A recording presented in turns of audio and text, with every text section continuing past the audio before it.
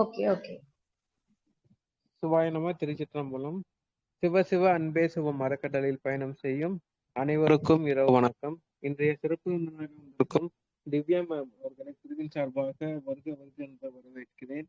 Madam, நீங்க topic சொல்லி start பண்ணிக்கலாம். Welcome to trust channel. நீங்க வந்து டாபிக் சொல்லி இன்ட்ரோ பண்ணி ஸ்டார்ட் பண்ணிக்கோங்க. Thank you so much. One second நீங்க வந்து ஒரு டேட் கொடுத்து கமிட் பண்ணது. தேங்க்யூ. நீங்க ஸ்டார்ட் பண்ணிக்கலாம்.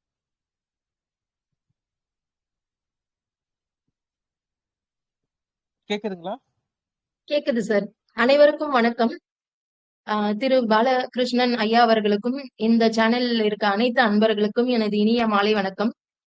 சோ இன்னைக்கு நம்ம பார்க்க போற தலைப்பு வந்து உடல் நலனில் மன ஆரோக்கியத்தின் பங்கு. சரிங்களா? நம்ம லாஸ்ட் டைம் போன பகுதியில வந்து என்ன பார்த்தோம் அப்படின்னா ஹோமியோபதியோட மகத்துவம் பத்தி பார்த்தோம். சோ இந்த தடவை வந்து எப்படி நமக்கு நோய் ஏற்படுது, அதாவது மனசுல இருந்துதான் நோய் வந்து உடலுக்கு வருது அப்படின்றத பத்தி பார்க்க போறோம். அதோட முக்கியத்துவம், மன ஆரோக்கியத்தோட முக்கியத்துவம், அது எப்படி வந்து நம்ம ஆரோக்கியமா வச்சுக்கிறது அப்படின்றத பத்தி எல்லாம் பார்க்க போறோம். சரிங்களா? இப்ப பொதுவா எல்லாருக்குமே வந்து நோய் அப்படின்னா என்னன்னு தெரியும். நம்ம உடம்புல ஏதோ ஒரு மாறுதல்கள் ஏற்படுது இல்லைங்களா? சோ நம்ம வந்து அன்றாட வாழ்க்கையில நம்ம என்ன செய்யறோமோ அதை பற்றி அந்த ரொட்டீன் ஒர்க்கை கண்டினியூ பண்ணிட்டு இருந்தோம் அப்படின்னா நமக்கு எந்த ஒரு பிரச்சனையும் இல்ல. சோ நம்ம உடல்ல ஒரு உபாதைகள் வரப்ப, ஒரு வலியோ இல்ல ஒரு வேதனையோ இல்ல சில மாற்றங்கள் அந்த மாதிரி வந்து நம்மளோட அன்றாட வேலையை நம்மளால செய்ய முடியல அப்படின்றப்ப என்ன பண்றோம், அப்படியேதான் சில டைம் கண்டினியூ பண்ணுவோம் அந்த பிரச்சனையோடயே. ஆனா அது ஒரு லெவலுக்கு மீறி போறப்ப சரி, அப்ப நமக்கு ஏதோ உடம்புல இருக்கு, நம்ம போய் டாக்டர்கிட்ட அதை காட்டணும் அப்படின்றதுக்காக போய் காட்டுவோம். அப்ப டாக்டர் என்ன பண்ணுவாங்க, என்ன நோய் நமக்கு இருக்கு அப்படின்ட்டு டயக்னோசிஸ் பண்ணுவாங்க. ரத்த டெஸ்ட் எடுத்து, யூரின் டெஸ்ட் எடுத்து, ரிப்போர்ட்ஸ் எடுத்து, ஸ்கேன் எடுத்து.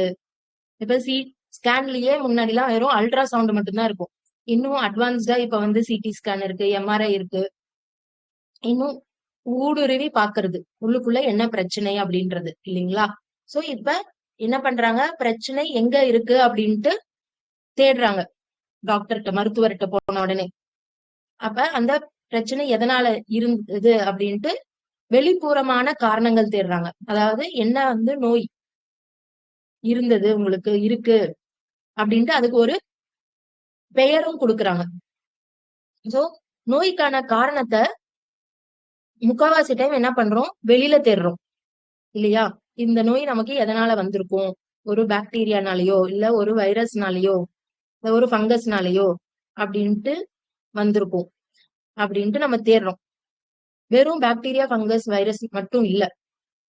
சில டைம் என்ன பண்றோம், இப்ப நமக்கு வந்து கல்லு வந்துருச்சுன்னு வச்சுக்கோங்க, கிட்னில கல்லு வந்துருச்சு அப்படின்னா என்ன பண்றோம், அது வந்து நம்ம நிறைய தக்காளி சாப்பிட்டுருப்போம், அதனாலதான் கல்லு வந்துச்சு.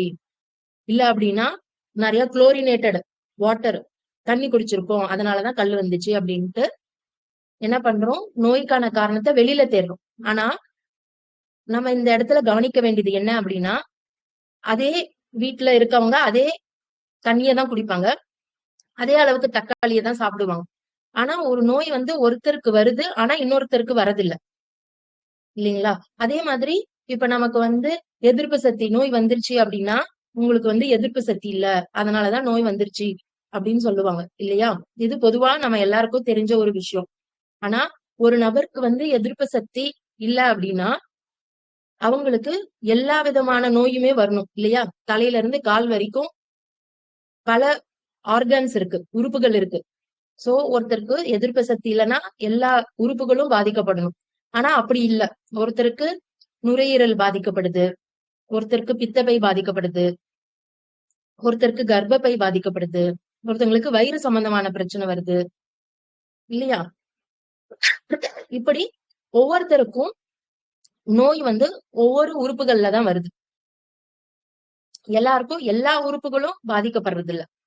அப்ப என்ன காரணம் அதுக்கு அப்படின்னு நம்ம பாக்குறப்ப, டீப்பரான காரணம், ஒவ்வொரு நோய் வரத்துக்கு டீப்பரான காரணம் வந்து நம்மளோட மனசுலதான் இருக்கு.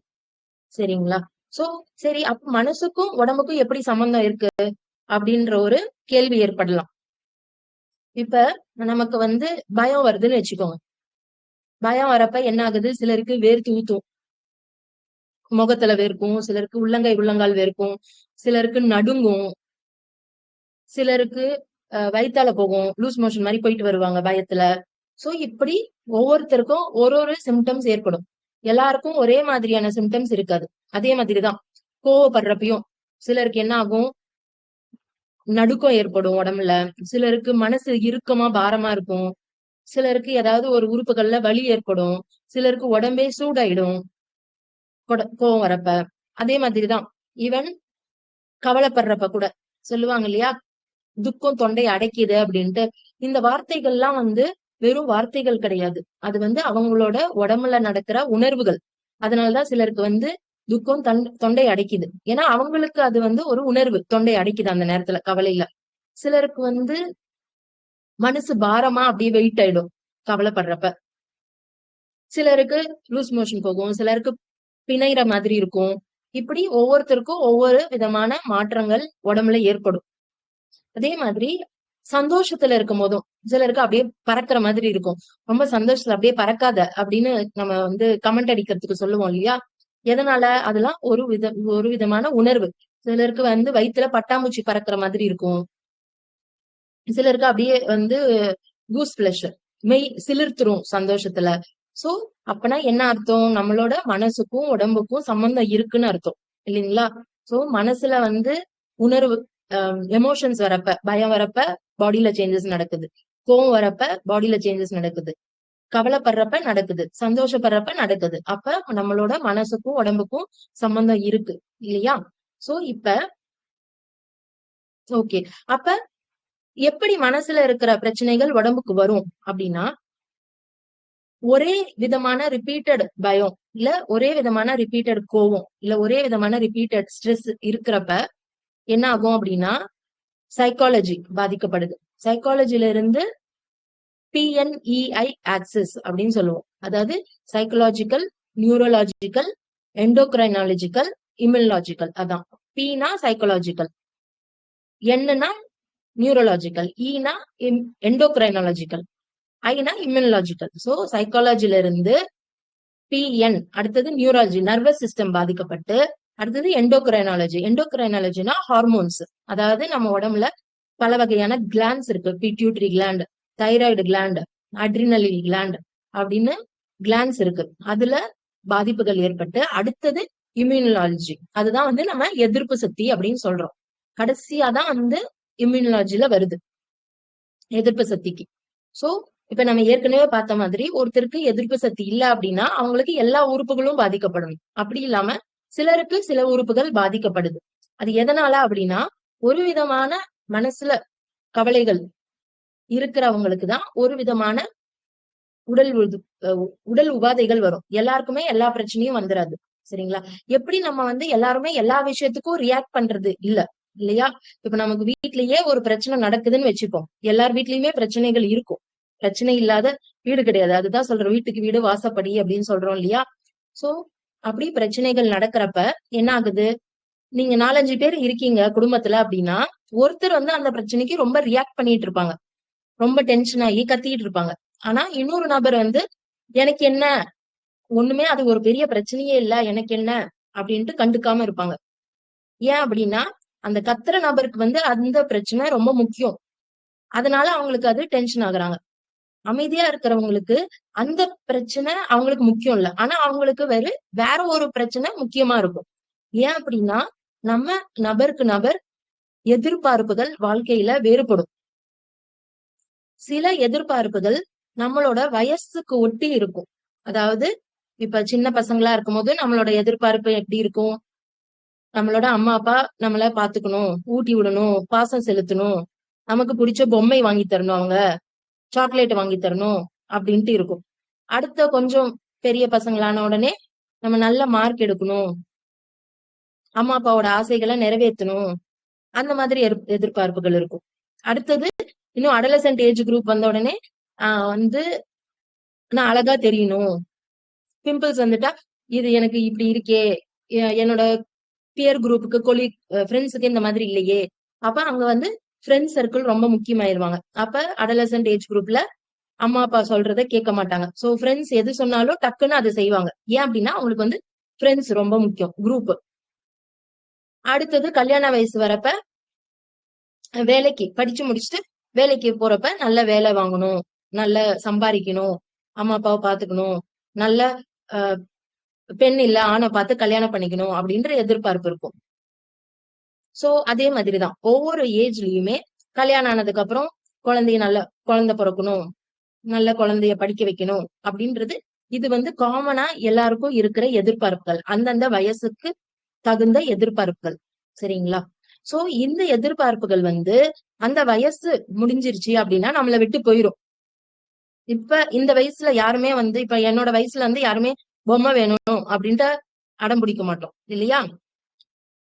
சோ அதே மாதிரி இப்ப நான் என்ன இப்ப எனக்கு பையன் இருக்கான் 13 வயசு அப்படின்னா நான் என்ன எதிர்பார்ப்பு வச்சுப்பேன், அவன் நல்லா படிக்கணும் அப்படின்னு தான் நினைப்பேன். ஆனா நான் என்னோட எதிர்பார்ப்பு என் பையனுக்கு நல்ல இடத்துல கல்யாணம் பண்ணணும் அப்படின்லாம் இருக்காது. சோ அந்தந்த வயசுக்கு தகுந்த மாதிரி எதிர்பார்ப்புகள் வரும், போகும். சோ லைஃப்ல சுச்சுவேஷன்ஸ் வரும், போகும். ஆனா நம்ம என்ன பண்ணுவோம் அப்படின்னா சில சுச்சுவேஷன்ஸ நம்ம ஆள் மனசுல தக்க வச்சுப்போம். இப்ப ஒரு குழந்தை அம்மா அப்பாவோட பாசம் வேணும், அரவணைப்பு வேணும், ஊட்டி விடணும் அப்படின்னு எதிர்பார்க்கறது குழந்தைக்கு அந்த ஏஜ் குரூப்புக்கு தகுந்த ஒரு சுச்சுவேஷன்.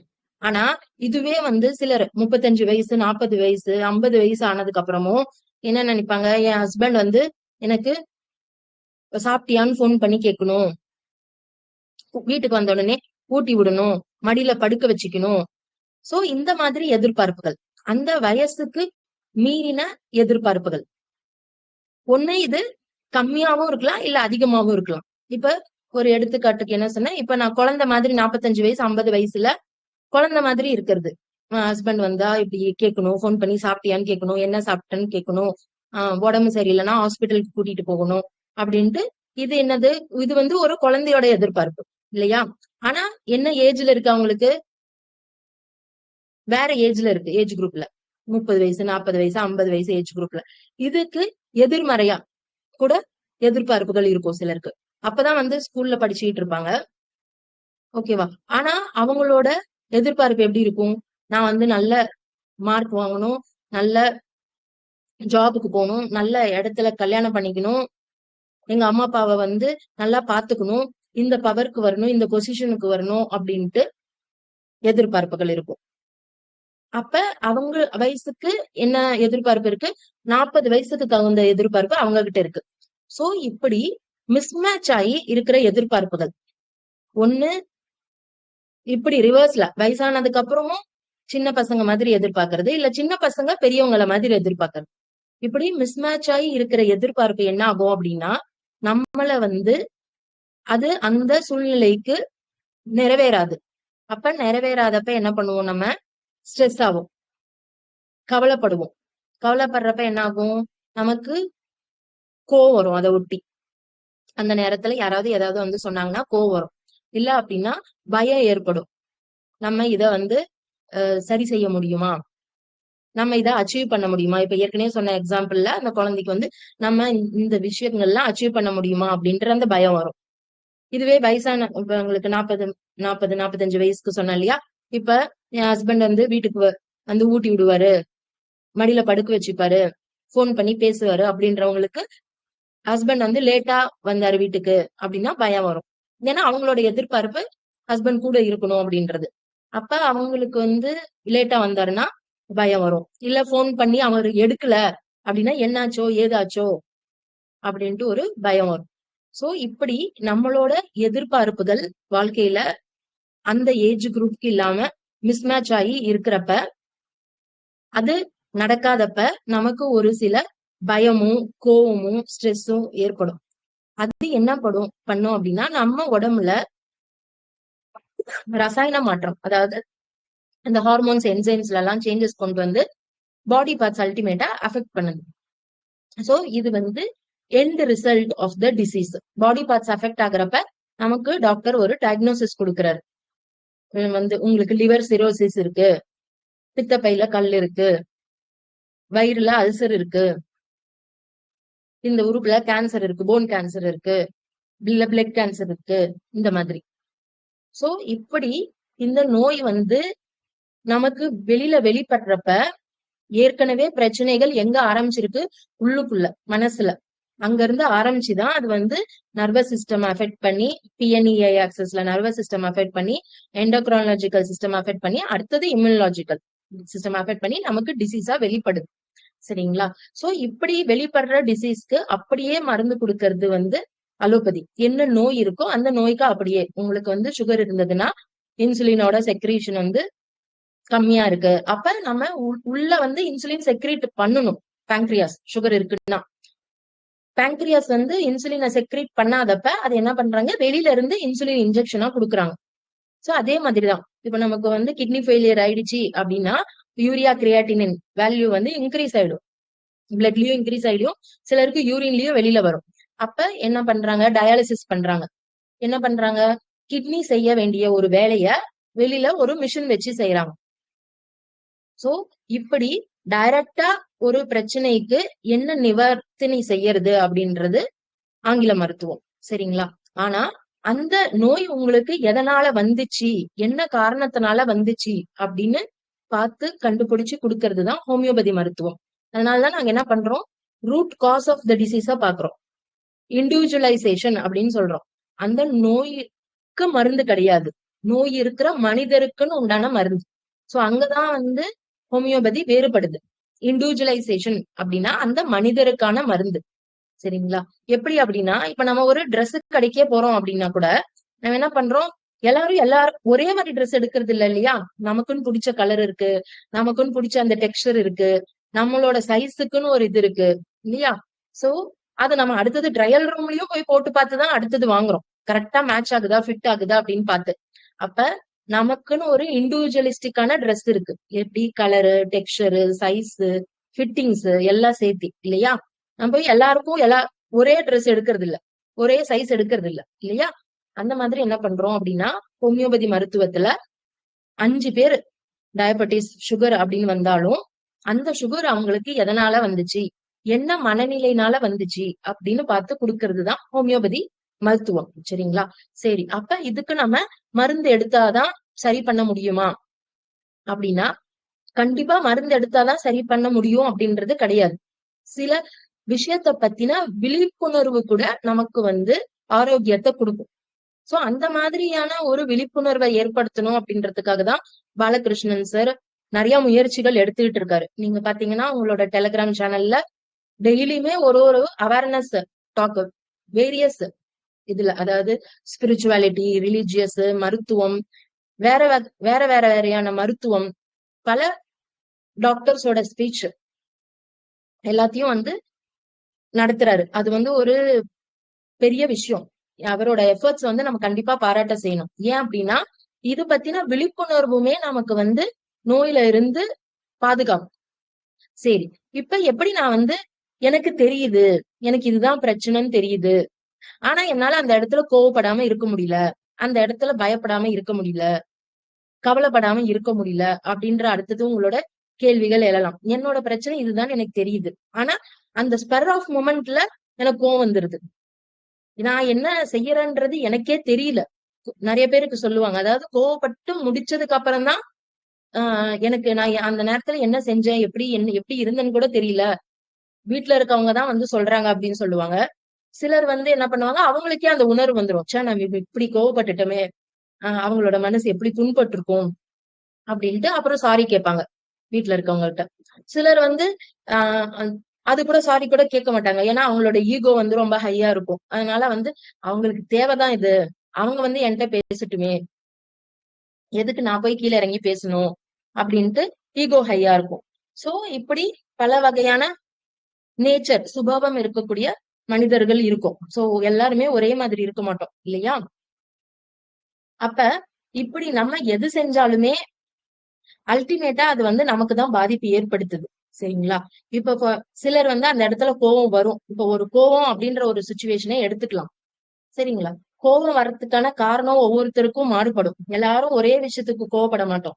அந்த கோவப்படுற விஷயம் கொஞ்சம் நம்ம கண்ணு மூடி அந்த நேரத்துல யோசிச்சு பார்த்தோம் அப்படின்னா அது நம்மளோட எதிர்பார்ப்பாதான் இருக்கும். சரிங்களா? அதாவது ஒரு எக்ஸாம்பிளுக்கு, நம்ம வந்து எல்லா பொருள் எல்லாம் நீட்டா அந்தந்த இடத்துல வச்சிருக்கணும் அப்படின்னு நினைப்போம். நம்ம வீட்டுல இருக்கவங்க என்ன பண்ணுவாங்க, அதை கச்சா மச்சான்னு கழிச்சு போட்டுருவாங்க. அப்ப உடனே நமக்கு கோவம் வரும். இல்ல அப்படின்னா நான் வீட்டுக்கு வந்த உடனே ஃபுட் எல்லாம் ப்ரிப்பேர் ஆகி ரெடி பண்ணி ரெடியா எல்லாம் இருக்கணும் அப்படின்னு தோணும். ஏன்னா நமக்கு பசிக்கும்.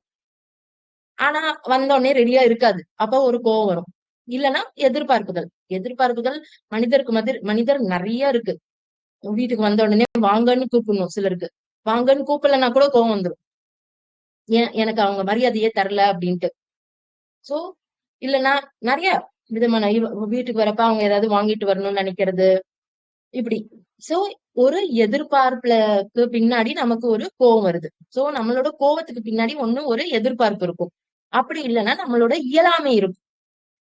அதாவது இயலாமைனா எனக்கு வந்து உடம்பு முடியல அப்படின்றப்ப அவங்க இன்னொருத்தவங்க இருக்கவங்க இது செய்யுங்க அது செய்யுங்க அப்படின்னு சொல்றப்ப என்னாலயே முடியல, இதுல நீங்க வேற இதெல்லாம் செய்ய சொல்றீங்க அப்படின்ட்டு ஒரு கோவம் வரும். இல்ல எனக்கு தலை வலிக்குது, நான் போய் ரெஸ்ட் எடுக்கலாம்னு நினைக்கிறேன் அப்படின்றப்ப அவங்க வீட்டுல இருக்கவங்க ஒண்ணு பேசுவாங்க, அப்ப ஒரு கோவம் வரும். சோ ஒண்ணு நம்மளோட எதிர்பார்ப்புக்கு பின்னாடி அது நடக்காதப்ப கோவம் வருது.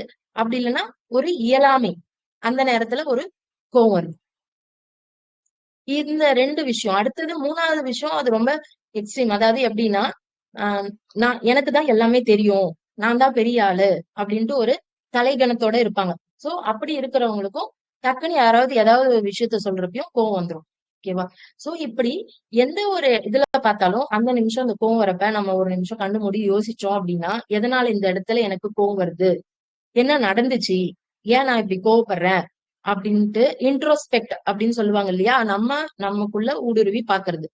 அப்ப நம்ம வந்து அந்த கோவத்துக்கான காரணத்தை கண்டுபிடிக்கலாம். ஓ! நான் தான் இத எதிர்பார்க்கிறேன் இப்படி இருக்கணும்ட்டு. அவங்க அந்த மாதிரி அவங்களால இருக்க முடியல அப்படின்ட்டு ஒரு அந்த இடத்துல விழிப்புணர்வு வரப்பயும் அந்த கோவம் வந்து நமக்கு தணியும். இல்ல என்னாலதான் முடியல. அதனாலதான் வந்து நான் இப்படி நடந்துக்கிறேன் அப்படின்னு நினைக்கிறப்பயும் அந்த இடத்துல ஒரு விழிப்புணர்வு நமக்கு வரப்ப அந்த கோவம் தணியும். அதே மாதிரி ஒரு ஈகோனால கோவம் வருதுன்னா கூட, அப்ப நம்ம சொல்றது மட்டும்தான் சரின்னு கிடையாது. எல்லாருக்குமே அவங்கவங்களுக்குன்னு ஒரு உணர்வு இருக்கு அப்படின்னு நம்ம நினைக்கிறப்பயும் அந்த இடத்துல அந்த கோவம் தணியும்.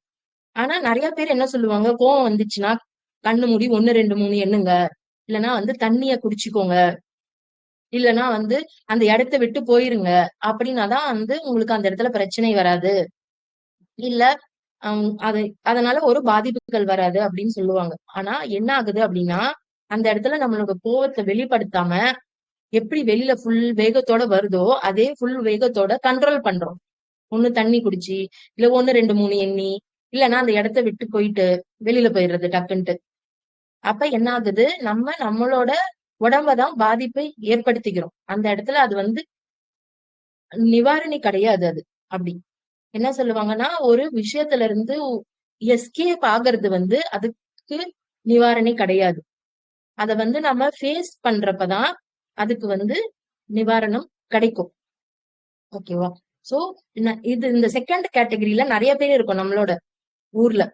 அதாவது கோவத்தை உள்ளடக்கிக்கிறது, காட்டாம இருக்கிறது. காட்டுனா எங்க அவங்களோட மனசு பாதிச்சிரும். அப்படி இல்லைன்னா குடும்பம் பிரிஞ்சிரும். அப்படின்ற சில விஷயங்கள்னால எல்லாத்தையும் நமக்குள்ளேயே வச்சுக்கிறோம். அப்ப நம்ம என்ன பண்ணணும்? அந்த இடத்துல வந்து நம்ம ஃபர்ஸ்ட் நமக்கு என்ன எதிர்பார்ப்பு இருக்கு அப்படின்றத பாக்குறது. அடுத்தது அவங்க அந்த இன்னொரு நபர் என்ன சொல்ல வராங்க அப்படின்றது கேக்குறது. சோ இந்த கேக்குறது மூலியமா லிசனிங் அப்படின்னு சொல்றோம் பாத்தீங்களா? இந்த கேக்குறப்ப நம்ம என்ன பண்ணோம் அப்படின்னா, ஜட்ஜ் பண்ணக்கூடாது முக்கியமா.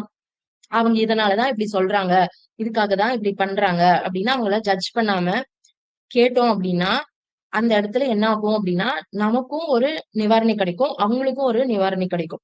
இந்த இடத்துல நம்ம ஜட்ஜ் பண்ண ஆரம்பிச்சிட்டோம் அப்படின்னா என்ன ஆகுது? அந்த இடத்துல ஒரு திருப்பி சண்டை போய் முடியுது.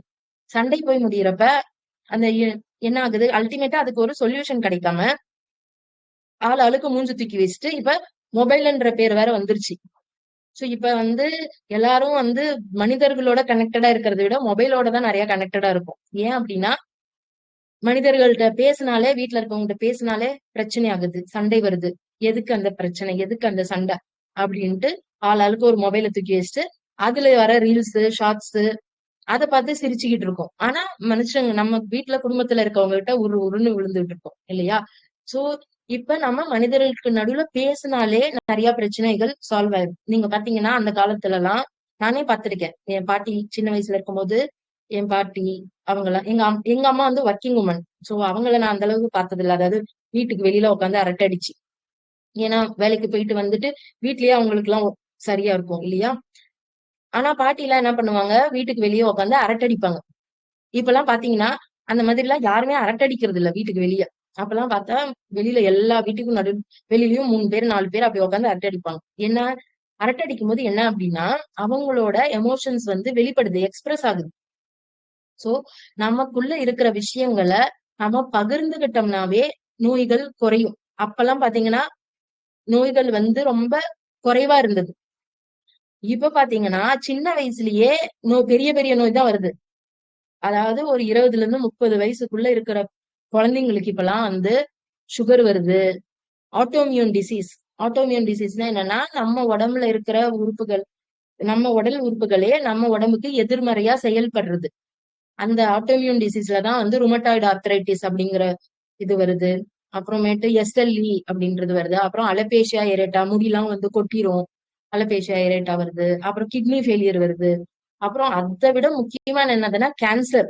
இப்ப வந்து கேன்சர் என்ன மாதிரி வியாதி ஆயிடுச்சுன்னா, ஏதோ தலைவலி ஜலதோஷம் குடிச்சா எப்படி இருக்கும் அந்த மாதிரி ஆயிடுச்சு. அவ்வளவு காமன் டிசீஸ் ஆயிடுச்சு கேன்சர்.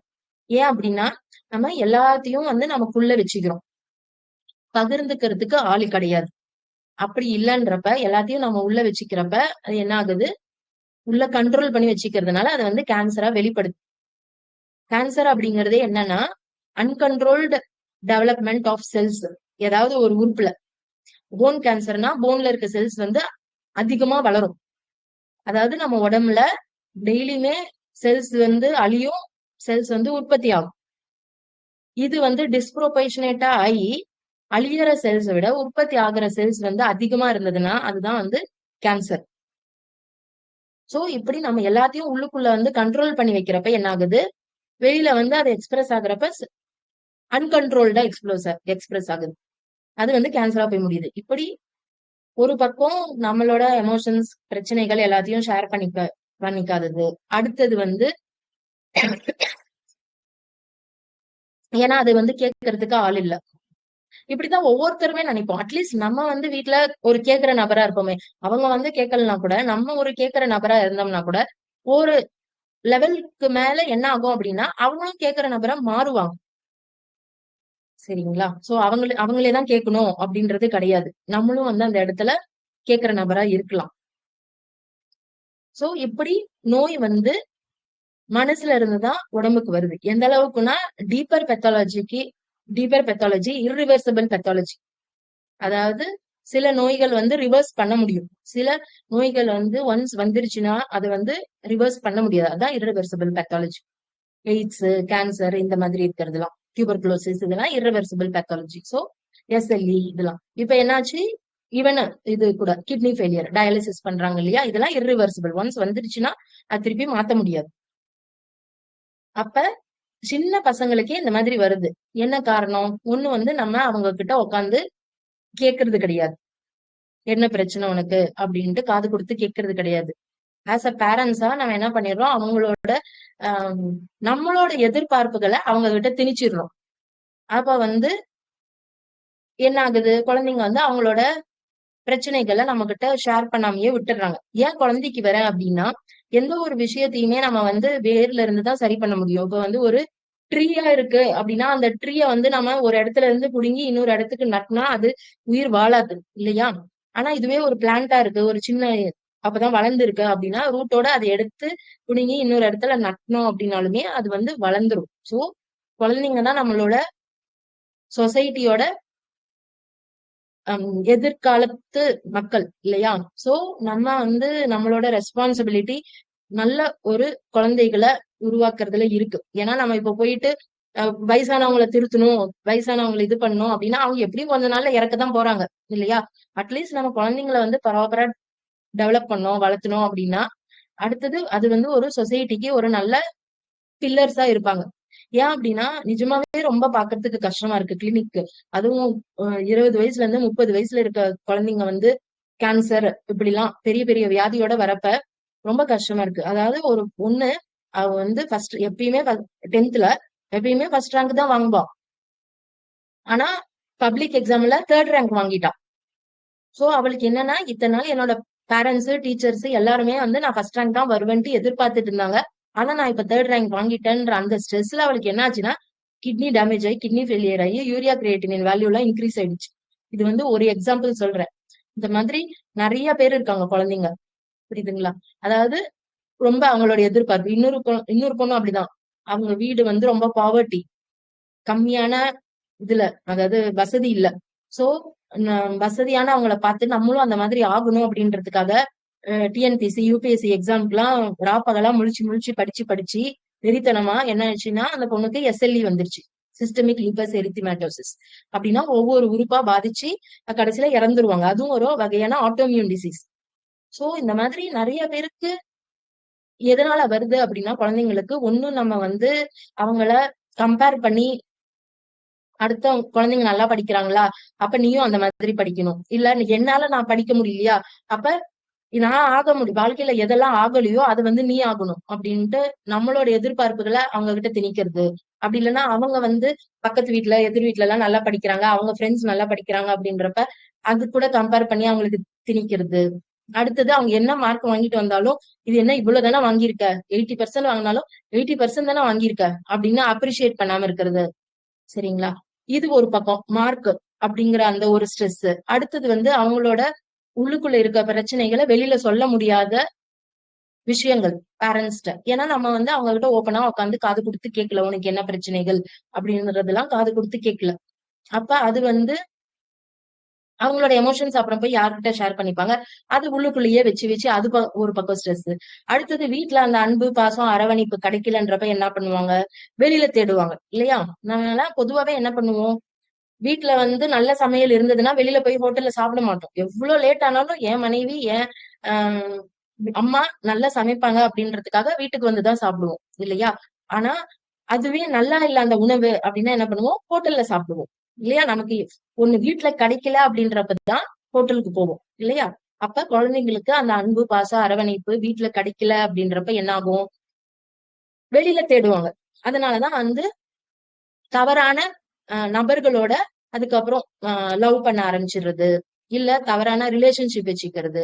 சோ இந்த மாதிரி பழக்க வழக்கத்துக்கு ஆளாகிடுறாங்க. அதுவே இன்னும் மாறுறப்ப அவங்களோட புத்தி எந்த அளவுக்கு போகுதுன்னா வெறித்தனமாயி சில குழந்தைங்க அப்படியே வைலண்டா கூட மாறிடுறாங்க. அடுத்தவங்களை கொன்னாலும் பரவாயில்ல, நான் வந்து கொலைக்கணும் அப்படின்ற அளவுக்கு வைலண்டா மாறிடுறாங்க. சோ இப்படி சின்ன சின்ன விஷயங்கள்ல இருந்து பெரிய விஷயங்கள் வரைக்கும் ஒரு குழந்தைகிட்ட நடக்கிறதுக்கான பிரச்சனை யார்கிட்ட இருந்து ஆரம்பிக்குதுன்னா பேரண்ட்ஸ் தான் ஆரம்பிக்குது. சோ எதுக்காக பர்டிகுலரா குழந்தைங்களுக்கு இவ்வளவு முக்கியத்துவம் கொடுக்குறோம் அப்படின்னா, ஏன்னா கிளினிக்கு அந்த ஏஜ் குரூப்ல அவ்வளவு டிசீஸோட ஒரு குழந்தை வரப்ப நிஜமாவே ரொம்ப கஷ்டமா இருக்கு. அப்படின்னா என்ன அர்த்தம், நம்மளோட சொசைட்டி வந்து எதை நோக்கி போயிட்டு இருக்குன்னே தெரியல இல்லையா? ஏன்னா அப்பெல்லாம் வந்து பார்த்தா 1000த்துல ஒருத்தர் 2000த்துக்கு ஒருத்தர் தான் கேன்சர் வரும். இப்பெல்லாம் வந்து பார்த்தா வீட்டுக்கு ஒரு நபருக்கு கேன்சர் இருக்கு. அதே மாதிரிதான் எல்லா டிசீஸுமே. சோ அப்ப என்னாச்சு, நம்மளோட மனநிலை நமக்கும் சரியில்லை, நம்மளும் நம்மளோட மனநிலையை ஆரோக்கியமா வச்சுக்க முடிய மாட்டேங்குது. நம்மளோட சுற்றுச்சூழல், அதாவது நம்மளோட பேரண்ட்ஸ், இல்ல நம்மளோட மாமனார் மாமியார், இல்ல அண்ணா அக்கா தங்கச்சி ஹஸ்பண்ட் ஒய்ஃப், இல்ல குழந்தைங்க.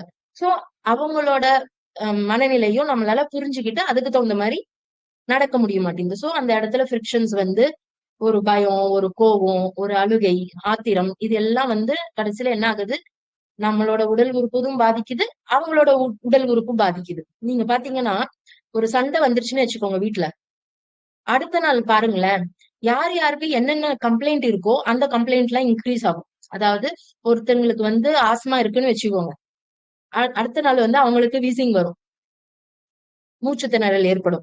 ஒருத்தங்களுக்கு வந்து ருமட்டட் ஆர்த்தரைட்டிஸ் இல்ல ஆர்த்தரைட்டிஸ் இருக்கு அப்படின்னா அடுத்த நாள் அவங்களுக்கு வந்து முட்டிக்கால் வலி இதெல்லாம் அதிகமாகும். ஒருத்தங்களுக்கு வந்து வயிறு பிரச்சனை இருக்கு, ஈஸியா அவங்களுக்கு டைஜஸ்டிவ் சிஸ்டம் எஃபெக்ட் ஆயிரும் அப்படின்னா என்ன ஆகும், அடுத்த நாள் வந்து அவங்களுக்கு வந்து வயிறு பிரச்சனைகள் வந்து உடல் உபாதைகள் வந்து லூஸ் மோஷன், வாமிட்டிங், அது ரிலேட்டடான டிசீஸ் வரும். சோ இப்படி நம்மளோட மனசுக்கும் உடம்புக்கும் ரொம்ப முக்கியம். ரொம்ப இன்டர்லிங்க் கனெக்ஷன்ஸ் இருக்கு. சோ இது வந்து நிறைய பேருக்கு, ஈவன் மருத்துவர்களுக்குமே இப்ப நம்ம வந்து பார்த்தாச்சு எப்படி வந்து நம்ம ஒரு அவேர்னஸோட இருக்கணும் அப்படின்றது.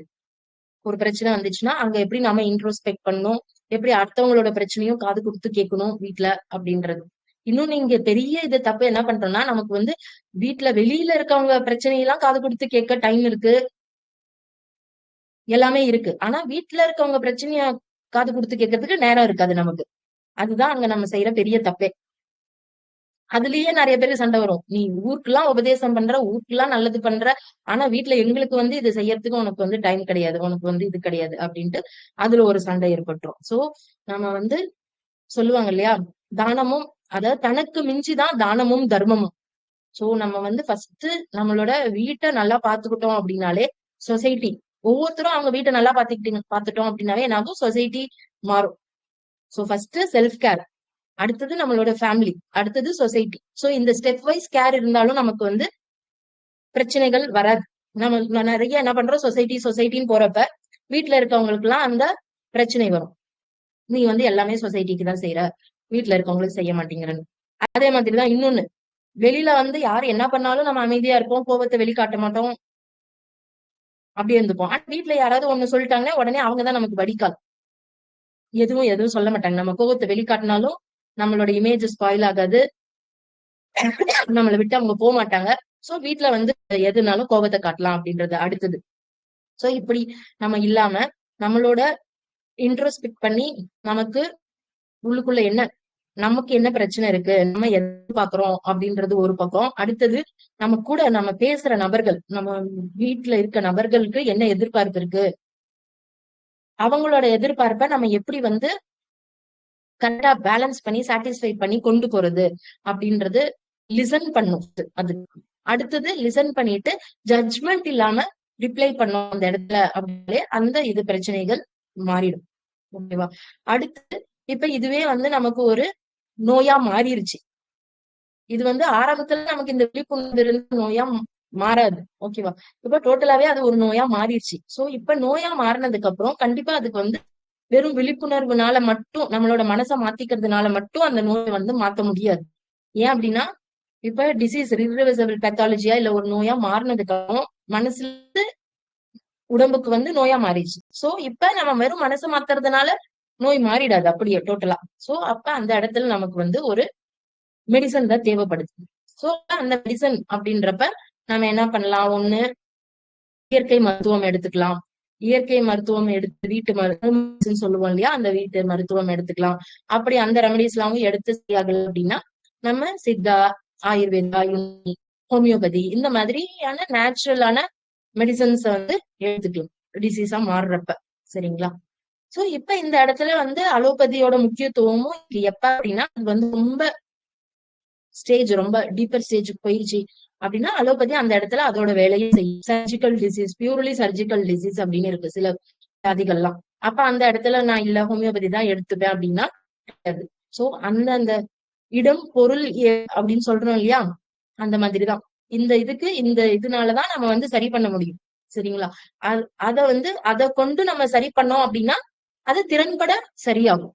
அதான் வந்து முக்கியம் அங்க. நான் வந்து இதுக்கு சர்ஜிக்கல் டிசீஸையும் நான் வந்து ஹோமியோபதியிலேயே சரி பண்ணுவேன் அப்படின்னா ஸ்டார்டிங் ஸ்டேஜ்ல பண்ண முடியும். 3rd டிகிரி 4th டிகிரி அப்படிலாம் போயிடுச்சு அப்படின்னா நம்ம வந்து அலோபதிக்கு தான் போகணும். சரிங்களா? ஆனா போனதுக்கு அப்புறமும் அந்த வியாதி நமக்கு திருப்பி வராது அப்படின்றத அஷ்யூர் பண்ண முடியாது. ஏன் அப்படின்னா நம்மளோட மனநிலை இருக்கு பாத்தீங்களா, அந்த மனநிலை இருக்கிறப்ப, ஏன்னா அதுதான் root cause of the disease.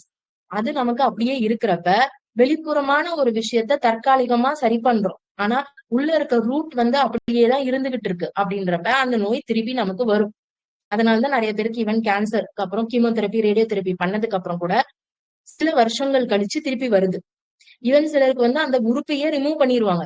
அந்த உறுப்பை ரிமூவ் பண்ணாலும் வேற ஒரு உறுப்புக்கு பிரச்சனை வரும். ஏன் அப்படின்னா அந்த நோயோட ரூட் இன்னும் உடம்புல இருக்கு. சோ இப்ப இந்த விரல்ல பிரச்சனை இருக்குன்னா இந்த விரலை வெட்டி எடுத்துடுறோம். ஆனா இந்த நோயவே நம்ம ரூட்டோட சரி பண்ணல இல்லையா, இந்த விரல்ல இருக்க நோய் வந்து வேற விரலுக்கு போகும், அப்படி இல்லைன்னா வேற உறுப்புக்கு போகும். சரிங்களா? சோ அப்ப அங்க அந்த root cause of the disease பார்த்து மருந்து கண்டுபிடிச்சு கொடுக்கறது தான் வந்து சரிங்களா. சோ இங்க வந்து எப்படி ஆக்ட் பண்ணுது அப்படின்றத பார்த்தோம். சோ இப்ப மனசுக்கும் உடம்புக்கும் சம்பந்தம் இருக்கு அப்படின்னு பாத்துட்டோம். அடுத்தது நம்ம வந்து இப்ப மனசு, அதாவது இப்ப ஃபார் எக்ஸாம்பிள் இப்ப சொன்னோம் இல்லையா, எப்படி வந்து பாசமா இருக்கிறது அந்த ஏஜ் குரூப்புக்கு மீறி, அதாவது சின்ன பசங்க பாசத்தை எதிர்பார்க்கிறது நார்மல். இதுவே 40 வயசு 50 வயசு 60 வயசு இருக்கவங்க பாசத்தை எதிர்பார்க்கறதுங்கிறது அப்நார்மல் இல்லையா. இப்ப என்ன ஆகும் அப்படின்னா, இந்த இடத்துல நம்ம இதே எக்ஸாம்பிளே எடுத்துப்போம். இப்ப பாசத்தை நம்ம எதிர்பார்க்கிறோம் அப்படின்னா இன்னொருத்தவங்களுக்கு நம்ம அதிகமா பாசம் கொடுப்போம். ஏன் அப்படின்னா நம்ம எதுவா இருக்கிறோமோ அததான் மத்தவங்களுக்கும் பிரதிபலனா கொடுப்போம். ஏன்னா அதை நம்மளால ஈஸியா உணர முடியும், ஈஸியா புரிஞ்சுக்க முடியும், அண்டர்ஸ்டாண்ட் பண்ணிக்க முடியும். ஏன்னா அது நம்மளோட வேவ்லென்த் ஆரா அப்படின்னு சொல்றோம் இல்லையா, அது கூட மேட்ச் ஆகுது. இதுல அதுக்கு நம்ம சென்சிட்டிவா இருக்கும் அப்படின்னு சொல்லலாம். சோ இப்போ ஒரு படத்தை பாக்குறப்பயே கூட ஒரு எக்ஸாம்பிளுக்கு சில சீனை பாக்குறப்ப நமக்கு தெரியாமயே நமக்கு வந்து கண்ணு கலங்கும். எல்லாரும் எல்லா சீனுக்கும் அழுக மாட்டோம், சில சீனுக்கு மட்டும் அழுவோம். ஏன் அப்படின்னா அந்த சீன் வந்து நம்மளோட ஆறாவ, நம்மளோட வேவ்லென்த்த, நம்மளோட சென்சிட்டிவிட்டிய டச் பண்ணிருக்கு. சோ இப்ப நம்ம எதை எதிர்பார்க்கிறோமோ அததான் மத்தவங்களுக்கும் கொடுப்போம் சரிங்களா. அத அப்படி குடுத்து அந்த எதிர்பார்ப்புல குடுத்து அது திருப்பி நமக்கு கிடைக்காதப்ப என்ன பண்ணிருவோம், டிட்டாச் ஆயிருவோம் சரிங்களா. அதுதான் சொல்லுவோம். இதுல வந்து வாழ்க்கையில அட்டாச்மெண்ட்டும் ஈஸி, டிட்டாச்மெண்ட்டும் ஈஸி சரிங்களா. ஹோமியோபதி பத்தி தெரிஞ்சவங்களுக்கு இது புரியும். அதாவது சில ரெமடிஸ்ல இப்ப ஒரு எக்ஸாம்பிளுக்கு செப்பியான ஒரு ரெமடி இருக்கு ஹோமியோபதியில சரிங்களா. அது கட்டில் ஃபிஷ்ல இருந்து எடுக்கக்கூடிய, அதோட இங்க்ல இருந்து எடுக்கக்கூடிய ரெமடி. அதுல வந்து மைண்ட் சிம்டம்ஸ் என்ன இருக்கும் அப்படின்னா, அதாவது ஃபேமிலி, லவ் டுவர்ட்ஸ் ஃபேமிலி இருக்கும், நிறைய செய்வாங்க ஃபேமிலிக்காக சரிங்களா. இன்னொரு சிம்டம், மைண்ட் சிம்டம்ஸ் என்ன இருக்கும் அப்படின்னா indifference towards to loved once, indifference towards family. Indifference அப்படின்னா என்னன்னா, எந்த இடத்துல நம்ம அந்த அன்பு பாசம் அரவணைப்பு அந்த இதெல்லாம் கொடுக்கணுமோ அந்த இடத்துல அதை செய்யாம இருக்கிறது, அது பேர் தான் இன்டிஃபரன்ஸ் சரிங்களா. சோ இப்படி என்ன ஆகும் அப்படின்னா நம்ம எதிர்பார்ப்பு வச்சு வச்சு வச்சு அது நடக்காதப்ப, செஞ்சு அது நடக்காதப்ப என்ன பண்ணுவோம்னா, இது என்ன செஞ்சாலும் இது நடக்க போறது இல்ல, இது என்ன, இது அவ்வளவுதான், இதுதான், இது விதி, இது தலையெழுத்து அப்படின்ட்டு என்ன பண்ணுவோம், நம்ம வந்து ஒண்ணு இன்டிஃபரன்ஸ் ஆயிரும் அந்த இதுக்கு, செய்யாம இருக்கிறது டோட்டலாவே. இது செஞ்சாதானே பிரச்சனை வருது, இது செஞ்சாதானே நான் எதிர்பார்க்கிறேன், அப்ப இது நான் செய்யாமயே இருக்கலாமே, அப்ப நான் வந்து எந்த பிரச்சனையும் இருக்காதுல்ல அப்படின்ட்டு டோட்டலா அதை விட்டு விலகி இருக்கிறது, அது இன்டிஃபரன்ஸ். அதுமே நோயை உருவாக்கதான் செய்யும். அதனாலதான் வந்து அட்டாச்மெண்ட்டும் பிரச்சனை, டிட்டாச்மெண்ட்டும் பிரச்சனை சரிங்களா. அதுக்காக தான் சொல்லுவாங்க டிட்டாச்டு அட்டாச்மெண்ட் இருக்கணும். அதாவது நம்ம தமிழ்ல சொல்லுவாங்கல்ல, ஒரு தாமரை இலை மேல இருக்கிற நீர் மாதிரி அது ஒட்டியும் ஒட்டாமலும் இருக்கணும்னு சொல்றாங்க இல்லையா. இந்த உலகம் வந்து சிலர் சொல்லுவாங்க இந்த உலகம் வந்து மாயை, அப்ப அதுல வந்து நம்ம எப்படி இருக்கணும், தாமரை இலை மேல ஒட்டியும் ஒட்டாமலும் இருக்கணும் அப்படின்னு சொல்லுவாங்க. அதுதான் வந்து டிட்டாச்டு அட்டாச்மெண்ட். அப்படி இருக்கிறதுங்கிறது ஒரு நபருக்கு ரொம்ப கஷ்டம். ஏன் அப்படின்னா நான் எதை எதிர்பார்க்கறனோ அதுல வந்து அந்த டிட்டாச்டு அட்டாச்மெண்ட் இருக்கணும், புரியுதுங்களா. இப்ப ஒருத்தருக்கு வந்து அன்பு பாசம் அரவணைப்பு தான் எதிர்பார்ப்பு, காசு வந்து எதிர்பார்ப்பு கிடையாது. ஆனா இன்னொரு நபருக்கு காசு எதிர்பார்ப்பா இருக்கும், இன்னொரு நபருக்கு மரியாதை எதிர்பார்ப்பா இருக்கும், இன்னொரு நபருக்கு பவர் பொசிஷன் எதிர்பார்ப்பா இருக்கும், இன்னொரு நபருக்கு இதுல எதுவுமே இல்லாம அப்டிராக்ட் ஆனது ரிலீஜியஸ் ஸ்பிரிச்சுவாலிட்டி அது எதிர்பார்ப்பா இருக்கும் சரிங்களா. சோ இப்படி தான் எதுல வந்து எதிர்பார்ப்பு அதிகமா இருக்கோ அதுலதான் அந்த விழிப்புணர்வு ஏற்படணும். எனக்கு வந்து இதுல எதிர்பார்ப்பு இல்லைன்ற விஷயத்துல நான் வந்து ஞானி மாதிரி பேசுறது வந்து இது கிடையாது, புரியுதுங்களா. ஏன்னா எனக்கு ஏற்கனவே அதுல எதிர்பார்ப்பு இல்ல. சோ அதுல ஞானி மாதிரி நான் நிறைய பேருக்கு வந்து காசுக்கு தான் முக்கியத்துவம் கொடுப்பாங்க, நிறைய பேருக்கு வந்து மெட்டீரியலிஸ்டிக் லைஃப்ல தான் முக்கியத்துவம் கொடுப்பாங்க, எனக்கு அது முக்கியம் இல்ல, எனக்கு வந்து ஸ்பிரிச்சுவாலிட்டி தான் முக்கியம் அப்படின்ட்டு இருப்போம். சிலர் வந்து என்ன பண்ணுவோம், அந்த ஸ்பிரிச்சுவாலிட்டிய ஒரு வே ஆஃப் எஸ்கேபிசம், அதாவது இந்த உலக வாழ்க்கை, இந்த பெயின், இந்த சஃபரிங்ல இருந்து ஒரு விதமான எஸ்கேபிசம்காக ஸ்பிரிச்சுவாலிட்டி ஃபீல்ட செலக்ட் பண்ணிப்போம். ஏன்னா எனக்கு வந்து அது அமைதி, பீஸ், ஆனந்தம் அது கொடுக்குது அப்படின்றதுக்காக.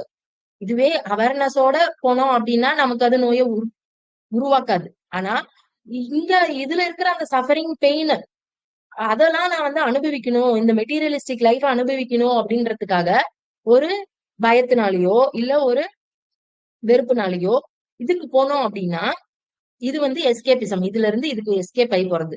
அப்ப அது வந்து நமக்கு உடல் உபாதைகளை உருவாக்கும். இதுங்களா? சோ இப்ப என்னன்னா அட்டாச்மெண்ட்டும் டோட்டல் அட்டாச்மெண்ட் டுவர்ட்ஸ் எது நம்மளோட எக்ஸ்பெக்டேஷன் அதுவுமே நோயை உருவாக்குது.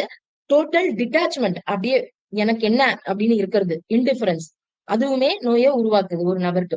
இது ரெண்டுத்துக்கும் நடுவுல இருக்க பேலன்ஸ். இந்த பேலன்ஸ் ஸ்டேட் இருக்கு பாத்தீங்களா, இதுதான் வந்து அவேர்னஸ் அந்த நபருக்கு. அவங்க எதுல எதிர்பார்க்கறாங்களோ அதுல இருந்து அவேர்னஸ் கிடைக்கணும். எனக்கு லவ் கேர் அஃபெக்ஷன்ல தான் எதிர்பார்ப்புனா எனக்கு அதுலதான் அவேர்னஸ் கிடைக்கணும். எனக்கு வந்து பதவியில அவேர்னஸ் கிடைச்சியோ இல்ல மணில அவேர்னஸ் கிடைச்சியோ இல்ல ரெஸ்பெக்ட்ல அவேர்னஸ் விழிப்புணர்வு கிடைச்சியோ நான் வந்து சந்தோஷமா இருக்கிறது பேர் சந்தோஷம் கிடையாது. ஏன்னா என்னோட எதிர்பார்ப்பு என்னது, லவ் கேர் அஃபெக்ஷன், அடுத்தவங்க என் மேல அன்பா பாசமா அரவணைப்பா இருக்கணும்ன்றது. அதுல வந்து நமக்கு விழிப்புணர்வு கிடைச்சி இது வந்து இது என்னோட எதிர்பார்ப்பு தான், இது என்னோட வயசுக்கு தகுந்த ஒரு விஷயம் கிடையாது அப்படின்றதுல நமக்கு அது ஒரு விழிப்புணர்வு வரப்பதான் நமக்கு வந்து என்ன ஆகும், அது பேலன்ஸ் ஸ்டேட்டுக்கு கொண்டு போகும். சோ அதனாலதான் வந்து இல்ல அப்படின்னா நம்மளோட கற்பனையிலேயே வாழ்ந்துகிட்டு இருப்போம். அதாவது நம்ம இந்த அன்பு பாச அரவணைப்பு எக்ஸாம்பிளே வச்சுக்கோமே, வீட்டுல இருக்கவங்க அதை எதிர்பார்க்கிறோம்னா அந்த வீட்டுல இருக்கவங்களுக்கு எதுவும் ஆயிடக்கூடாது, அவங்க யார்கிட்டயும் பேசக்கூடாது. ஓகே, ஒரு எக்ஸாம்பிளுக்கு என் ஃப்ரெண்டு கிட்ட இருந்து நான் அன்பு பாச அரவணைப்பு எதிர்பார்க்கிறேன் அப்படின்னா என் ஃப்ரெண்டு வேற ஃப்ரெண்டு கிட்ட பேசக்கூடாது. வேற ஃப்ரெண்டு கிட்ட பேசினா எங்க என்னை விட்டு போயிருவாங்களோ அப்படின்ற ஒரு பயம். போயிட்டா என்ன ஆகும், எனக்கு அந்த அன்பு பாசம் அரவணைப்பு என் ஃப்ரெண்டு கிட்ட இருந்து கிடைக்காது அப்படின்ற கற்பனை. சோ இப்படி அந்த கற்பனை இருக்கிறப்பதான் நமக்கு வந்து நோய் வருது. அதான் doctor Rajan Sankaran sir, homeopathic doctor, அவர் என்ன சொல்றாரு அப்படின்னா தான் வந்து டிசீஸ், அதாவது கற்பனை தான் வந்து நோய். கற்பனை அவேர்னஸ் விழிப்புணர்வு வந்து ஹெல்த். புரியுதுங்களா? சோ இப்படி இருக்கிறப்ப அந்த விழிப்புணர்வு நமக்கு ஒரே நாள்ல வந்துடாது. நம்மளும் வாழ்க்கையில பட்டு, ஏன்னா சொல்றோம் இல்லையா, இது ஒன்ஸ் இந்த உலக பிறந்தோம்னாவே மாயை வந்து நம்மள சூழ்ந்துருது அப்படின்றப்ப எல்லாமே பட்டு திருந்தி அனுபவிச்சு அதுக்கப்புறம் தான் ஒரு எக்ஸ்பீரியன்ஸ் கிடைக்கிறப்ப அந்த ஒரு விழிப்புணர்வு வருது. சரிங்களா? ஆனா என்ன ஆகுது அப்படின்னா நிறைய ஈவன் பேஷன்ஸ் வந்து சொல்லுவாங்க, இத்தனை நாள் நான் வாழ்க்கையில கஷ்டப்பட்டேன், இத்தனை நாள் வந்து நான் வேணுங்கிற விஷயத்த நோக்கி ஓடிக்கிட்டே இருந்தேன், அப்பெல்லாம் எனக்கு நோய் வரல, இப்ப நான் அதை வந்து அடைஞ்சிட்டேன், இப்ப நான் வாழ்க்கையில சந்தோஷமா இருக்கேன், ஆனா எனக்கு இப்ப நோய் வந்துருச்சு அப்படின்னு சொல்லுவாங்க. இது வந்து செகண்ட் கேட்டகரி. அதாவது ஒரு எக்ஸாம்பிளுக்கு எடுத்துப்போமே, இப்ப வந்து ஒரு 10 லட்சம் சம்பாதிக்கணும். ஓகே, சோ 10 லட்சத்தை சம்பாதிக்கிறப்ப அவங்களோட கோல், எய்ம், போக்கஸ் அது எல்லாமே அதை நோக்கிதான் இருக்கும். ஓகேவா? அதை நோக்கி இருந்துகிட்டு இருக்கப்ப என்ன ஆகும்னா மத்த விஷயத்த எல்லாத்தையுமே மறந்துருவாங்க. சோ அவங்களுக்கு அதுல ஒரு வகையான சந்தோஷம் இருக்கு அந்த இண்டிவிஜுவல் நபருக்கு, ஏன்னா அது அவங்களோட எதிர்பார்ப்பு. அந்த சந்தோஷத்தை நோக்கி என்ன பண்றாங்க, ஓவர் டூ பண்றாங்க. அதாவது ஓவர் டூனா என்னன்னா சாப்பிடாம செய்யறது, தூங்காம செய்யறது, அந்த மாதிரி. அப்ப அந்த ஓவர் டூ பண்றப்ப என்ன ஆகும் அப்படின்னா அதுல அவங்களுக்கு ஒரு சந்தோஷம் கிடைக்கும். ஏன்னா இது வந்து நம்ம அடைய போறோம், இந்த கோல், இந்த எய்ம், இந்த லட்சியத்தை, இந்த எக்ஸ்பெக்டேஷனை அடைய போறோம் அப்படிங்கிற சந்தோஷம்.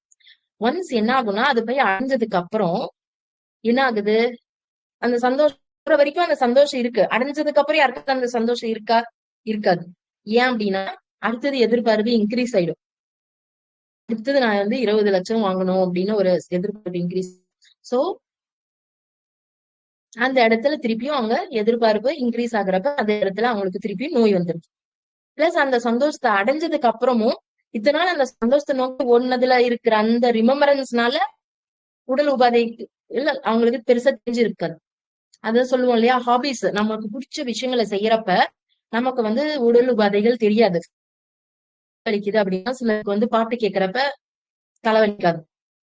ஈவன் நிறைய எக்ஸாம்பிள்ஸ் இருக்கு. நமக்கு வந்து உடல் உபாதைகளுக்கு டயர்டா முடியவே இல்ல அப்படின்றப்ப நம்ம என்ஜாய் பண்ற ஒரு விஷயம், பாட்டு கேட்கறதோ இல்ல வெளியில போறதோ இல்ல டூருக்கு போறதோ இல்ல படத்துக்கு போறதோ இல்ல இப்படி ஒரு விஷயங்கள் நம்ம செய்யறப்ப அந்த சந்தோஷத்தினால நமக்கு வந்து அந்த பிரச்சனைகள் மொமெண்ட்ரியா இல்லாத மாதிரி இருக்குமே தவிர அது வந்து பர்மனண்டா ரிலீவ் ஆகுறது கிடையாது. அதனாலதான் வந்து ஒரு கவுன்சிலிங் போனாலோ இல்ல இந்த மாதிரி ஃபேமிலி டூர் போனாலோ இல்ல கோயிலுக்கு போயிட்டு வந்தாலோ இல்ல நமக்கு பிடிச்ச ஹாபிஸ் நம்ம செஞ்சாலோ என்ன ஆகுதுன்னா மொமெண்ட்ரியா நமக்கு வந்து அந்த ரிலீஃப் கிடைக்கிறதுனால நமக்கு வந்து உடல்ல உபாதைகள் இருக்கிறது இல்ல. ஆனா அதை விட்டு திருப்பி வெளில வரப்ப அது பர்மனண்டா எப்பயுமே இருந்துகிட்டு இருக்கிறது இல்ல இல்லையா? சோ அப்புறம் நமக்கு அந்த உடல் உபாதைகள் வலிகள் அது எல்லாமே தெரிய வருது. சோ இது ஒரு பக்கம் இருக்கட்டும். இப்ப நமக்கு அந்த பிரச்சனைகள் என்ன அப்படின்றது நமக்கு இப்ப தெரிஞ்சிருச்சு. சரிங்களா? சோ அது பத்தின ஒரு விழிப்புணர்வு நமக்கு வந்து அதுல இருந்து ரிலீஃப் கொண்டு வருது. அடுத்தது இப்ப நமக்கு அந்த டிசீஸ் வந்துருச்சு அப்படின்னா வேற இல்ல, டாக்டர்கிட்ட தான் போய் ஆகணும். போயிட்டு அதுக்கு தகுந்த மாதிரி ஒரு ட்ரீட்மெண்ட் எடுத்துக்கிட்டு அடுத்தது நம்ம சில விழிப்புணர்வுனால வராம வச்சுக்கலாம் அந்த கம்ப்ளைண்ட்ஸ். அடுத்தது இன்னும் விஷயம், இப்ப வந்து சொல்லுவாங்க இல்லையா, இப்ப வந்து குடிச்சா உடலுக்கு கெடுதல், ஸ்மோக் பண்ணா உடலுக்கு கெடுதல், இப்படி நிறைய இது இருக்கு. புரியுதா? இது செஞ்சா இது வந்து கெடுதல் அப்படின்ட்டு. ஆனா நீங்க பாத்தீங்கன்னா நிறைய பேருக்கு வந்து எதனால எதனால ஸ்மோக் பண்ணுவாங்க அப்படின்னா அவங்களோட கவலைகளை மறக்கிறதுக்காக. எனக்கு தூக்கம் வரல, நான் போய் குடிச்சிட்டு வந்தாதான் எனக்கு தூக்கம் வருது. ஸ்ட்ரெஸ்ஸா இருக்கு, எனக்கு வேலையில கான்சென்ட்ரேஷன் பண்ண முடியல, குடிச்சிட்டு வந்தாதான் கிளாரிட்டி கிடைக்குது, டென்ஷன். அது வந்து ஒரு விதமான மன அமைதி கொடுக்குது. இந்த மாதிரி பல விஷயங்களுக்காக குடிப்பாங்க, பல விஷயங்களுக்காக ஸ்மோக் பண்ணுவாங்க. இப்படி அடிக்ஷன்ஸ், இப்போ எப்படி மொபைல் அடிக்ஷன் இருக்கிறதே பெரிய அடிக்ஷன் வந்து குடிக்கிறது ஸ்மோக் பண்றதை விட மொபைல் அடிக்ஷன் தான் எல்லாருக்குமே பெரிய அடிக்ஷனா இருக்கு. மெஜாரிட்டி ஆஃப் த டைம் பாருங்க, நீங்க மொபைல் எடுத்து நீங்க பாக்குறப்ப உங்களோட கவலைகள் எல்லாத்தையுமே, நீங்க பிரச்சனைகள் எல்லாத்தையுமே மறந்துடுறீங்க இல்லையா? சோ இப்ப அத வந்து நம்ம இப்போ ஃபார் எக்ஸாம்பிள் பார்ட்டியில குடிக்கிறவங்க, ஃப்ரெண்ட்ஸ் கூட ஜாலியா போய் தம் அடிக்கிறவங்க, அவங்களுக்கு தான் நோய் வந்து வராது. ஏன் அப்படின்னா அது வந்து அவங்க அந்த சந்தோஷத்துல செய்யறாங்க. ஆனா மெஜாரிட்டி ஆஃப் த பீப்புள் என்ன பண்ணுவாங்க அப்படின்னா ஒரு கவலையினாலதான் வந்து இதுக்கு இந்த மாதிரி அடிக்ஷன்ஸ்க்கு போவாங்க. என்ன ஆகுது அப்படின்னா உடல் உறுப்புகள் பாதிக்கப்படுது, லிவர் பாதிக்கப்படுது, டைஜஸ்டிவ் சிஸ்டம் பாதிக்கப்படுது. சோ அதுக்கு காரணம் வந்து அந்த அடிக்ஷன் கிடையாது. அந்த அடிக்ஷன் எதுக்காக அவங்களுக்கு போனாங்களோ அந்த பிரச்சனை தான் அதுக்கு காரணம், அந்த கவலை தான் அதுக்கு காரணம். அதனாலதான் ஹோமியோபதியில டி அடிக்ஷனுக்கு டைரக்டா மருந்து கொடுக்காம அவங்க எதனால அந்த அடிக்ஷனுக்கு போனாங்கன்னு பார்த்தா அந்த காரணத்துக்கு மருந்து கொடுக்குறப்ப ஈஸியா எவ்வளவு வருஷம் அவங்க அந்த அடிக்ஷன்ல இருந்தாலுமே ஈஸியா ஃபியூ டேஸ் இல்ல ஃபியூ மந்த்ஸ்ல அவங்க வந்து வெளியில வந்துடுறாங்க. ஏன் அப்படின்னா அகைன் அந்த இடத்துலயுமே நம்ம என்ன பண்றோம்னா root cause of the disease. சரிங்களா? அடுத்தது சில நோய்கள் வந்து ஒரு மைண்ட் செட் இருந்தா அவங்களுக்கு இந்த நோய்கள் வரும். ஒரு எக்ஸாம்பிளுக்கு இருக்கிற இடம் பிடிக்கலன்னு வச்சுக்கோங்களேன். இது வந்து நான் ஈவன் பிராக்டிக்கல் எக்ஸ்பீரியன்ஸ்ல கிளினிக்ல நிறைய பேஷண்ட்ஸ் வந்து பாத்துருக்கேன். அது உண்மையாதான் இருக்கு.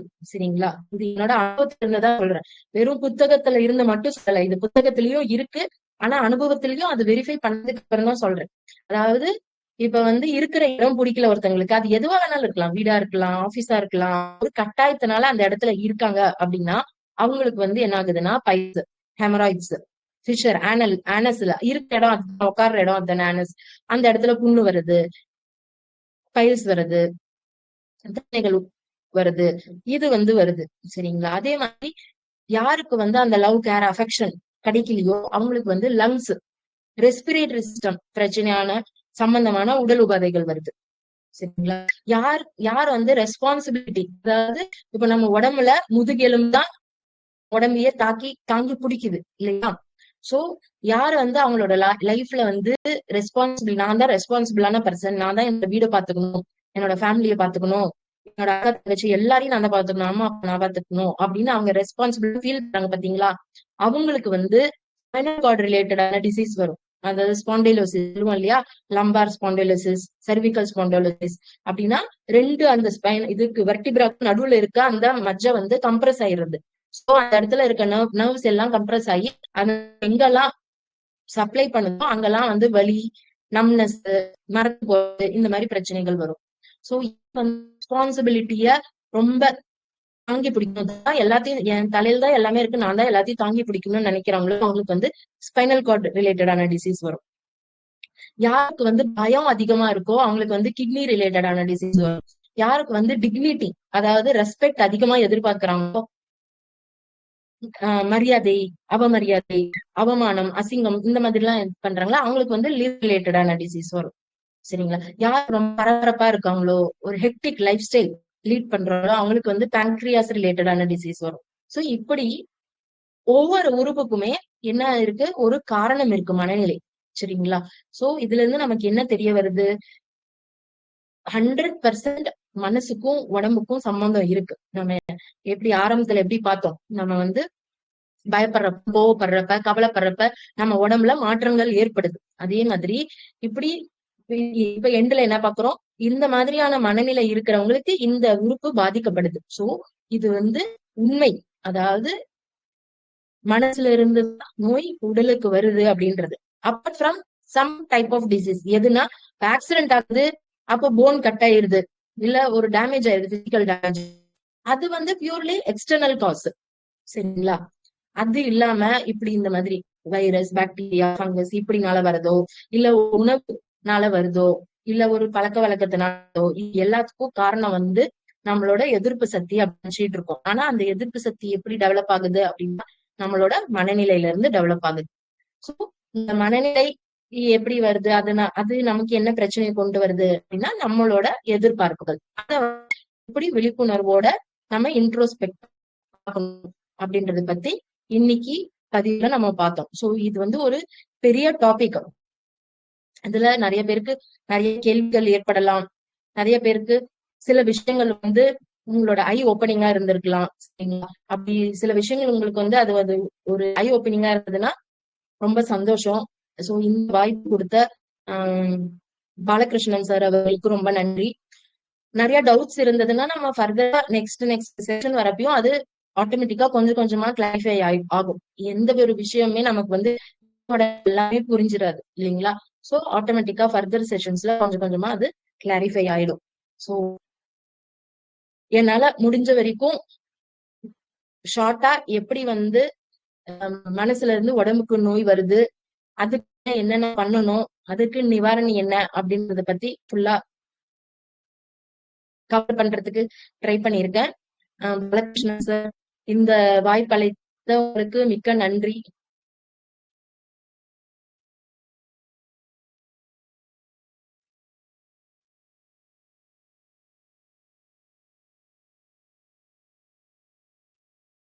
பாலகிருஷ்ணன் சார் இருக்கீங்களா? இருக்கேன் மேடம், இருக்கேன். நெட்வொர்க் ஏரர் ஆகி ஃபோன் வந்து ஹேங் ஆகி நிக்கிது. ஸோ இன்னொரு டிவைஸ்ல இருந்து கனெக்ட் பண்ணியிருக்கேன். வேற ஒண்ணும் இல்ல.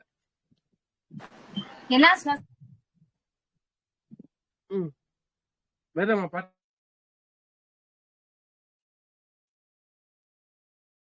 வேதா இருக்கீங்களா? பாத்துக்கிறீங்களா? எனக்கு உங்களோட வாய்ஸ் ரொம்ப கம்மியா கேக்குது சார். இப்ப கேக்குதா? தெளிவா இருக்கா? இப்ப பரவாயில்ல முன்னாடி விட. வேதா பார்த்த சாரதி மேடம் இருக்கீங்களா? சார் நான் பேசுறது கேக்குதுங்களா? கேக்குது கேக்குது கேக்குது. மேம் ரொம்ப ரொம்ப அருமையா இருந்துச்சுங்க மேம். செஷன் ரொம்ப அழகா எக்ஸ்பிளைன் பண்ணீங்க. இப்ப உடம்புக்கும் மனசுக்கும் எவ்வளவு அந்த ரிலேட்டிவிட்டி, அந்த அந்த இன்டர் லிங்க் இருந்துச்சுன்னா, இப்போ உடம்புல வர எல்லா வியாதியும் ஸ்டார்டிங் பாயிண்ட் வந்து மனசுன்னு சொல்லியிருக்கீங்க. மனசுல இருக்க ஒரு ஒரு அந்த ஃபீலிங், எமோஷன்ஸை நம்ம வந்து அதை சரியா பேலன்ஸ் பண்ண முடியாததுதான் உடம்புல வியாதியா வருது அப்படின்ற மாதிரி சொல்லியிருக்கீங்க. ரொம்ப ரொம்ப அருமையா இருந்துச்சுங்க மேம். சூப்பரா இருந்துச்சு. ஏன்னா வந்து நம்ம உடம்புக்கே தானே நம்ம ட்ரீட்மெண்ட் பார்த்துட்டு இருக்கோம். ஏதாவது வியாதி வந்துச்சுன்னா அது உடம்புக்கு தான் பார்த்துட்டு இருக்குமே தவிர அது எங்க இருந்து வருதுன்றத பார்த்து அதை அனலைஸ் பண்ணி அதை கிளியர் பண்ணா உடம்புல வியாதி வந்து நம்ம கொஞ்சம் கொஞ்சமா குறைக்கலாம் அப்படின்ற மாதிரி ரொம்ப ரொம்ப அருமையா இருந்துச்சுங்க மேம். அந்த மாதிரி இந்த ஏஜ் வயசா என்னென்ன நம்ம அந்த மாதிரி எக்ஸ்பெக்டேஷன்ஸ், இயலாமை, இதுதான் வந்து மெயினா வந்து மனசுல அந்த இது வரத்துக்கு, நோய் வரத்துக்கு, உடம்புல நோய் வரத்துக்கான காரணம், பேசிக் காரணம் அப்படின்னு சொல்லி இந்த ஆங்கர் மேனேஜ்மெண்ட் பத்தியும் நல்லா சொல்லியிருந்தீங்க. இப்போ வந்து ஒரு கோவம் வந்துருச்சுன்னா வந்து அதை வந்து நம்ம கட்டுப்படுத்தக்கூடாது, கண்ட்ரோல் பண்ணக்கூடாது, அதை ஹேண்டில் பண்ணணும் அப்படின்னு சொல்லுவாங்க.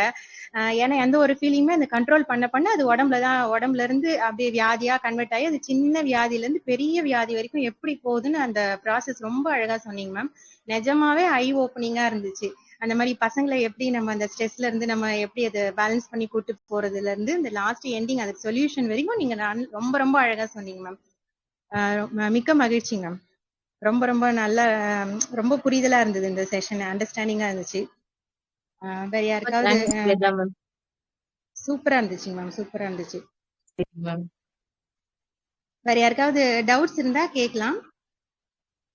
புவனப்பிரியா அம்மான்னு இருக்கீங்க, யாஸ்மின், ரத்னா பிரபு, விஜயகுமார், ஆர்இன்னு இருக்கீங்க, கவிதாமா மேடம் 1 ஹவரா எடுத்திருக்காங்க கிளாஸ். ரொம்ப ரொம்ப அருமையா இருந்துச்சு. யாருக்காவது டவுட்ஸ் இருந்தா கேட்டுக்கலாம், இல்ல ஃபீட்பேக் சொல்லலாம். கிருபாஷினி மேடம், கிருபாஷினி இருக்கீங்களா? கவிதா மேடம், கிருபாஷினி இருக்கீங்களா? இல்ல, அவங்க ஜாயின் பண்ணாங்க, இப்ப இல்ல. ஆக்சுவலி உள்ளதான் இருந்தாங்க, தெரியல. ஆக்சுவலி நல்லா இருந்தது, நிறைய விஷயம் வந்து பேசி இருந்தீங்க. லைவ்ல தான் இருக்காங்க மேடம். ஆக்சுவலி நிறைய விஷயம் வந்து பேசி இருந்தீங்க. ஆக்சுவலி வந்து நான் செய்யற விஷயம் ஒன்றும் பெரிய லெவல்லாம் ஒண்ணுமே இல்லை ஆக்சுவலி. பட் என்னையும் இன்க்ளூட் பண்ணி ஒரு வார்த்தை பேசி இருந்தீங்க. ஆக்சுவலி அது வந்து பிடிச்சிருந்தது. First of all thank you. நான் அந்த அளவுக்குலாம் ஒண்ணுமே செய்யல. பட் இந்த டீம் வந்து அப்படியே வந்து டேக் ஓவர் பண்ணி, நான் இல்லைனாலும் அந்த டீம் நடந்தா போதும். நான் தான் செய்யணுன்ற அவசியமே கிடையாது. நான் இல்லைனாலும் அந்த ஜேர்னி வந்து நிக்காம ரன் ஆனா மட்டும் போறேன். அதுக்கேற்ற டீமை மட்டும் ரெடி பண்ணி கொடுத்துட்டாச்சுன்னா சூப்பரா இருக்கும். Thank you so much. கிருபாஷினி உள்ள வந்திருக்கீங்க, கேக்குறீங்களா? அன்மியூட் பண்ணுங்கப்பா. Kavitha madam, sir thank you so much. வணக்கம், வணக்கம் பேசுங்க. மேடம். திவ்யா மேடம் வணக்கம். வணக்கம் கவிதா மேடம். நல்லா தெளிவா எடுத்திருக்கீங்க மேடம். மன பாதிப்பு தான் நோய் அப்படிங்கிறது. நீங்க அழகா சிம்டம்லாம் கரெக்டா சொல்லி அப்படியே சாதாரண மக்களுக்கு புரியுற மாதிரி நல்லா எடுத்திருக்கீங்க மேடம். நன்றி மேடம். நன்றிங்க மேடம்.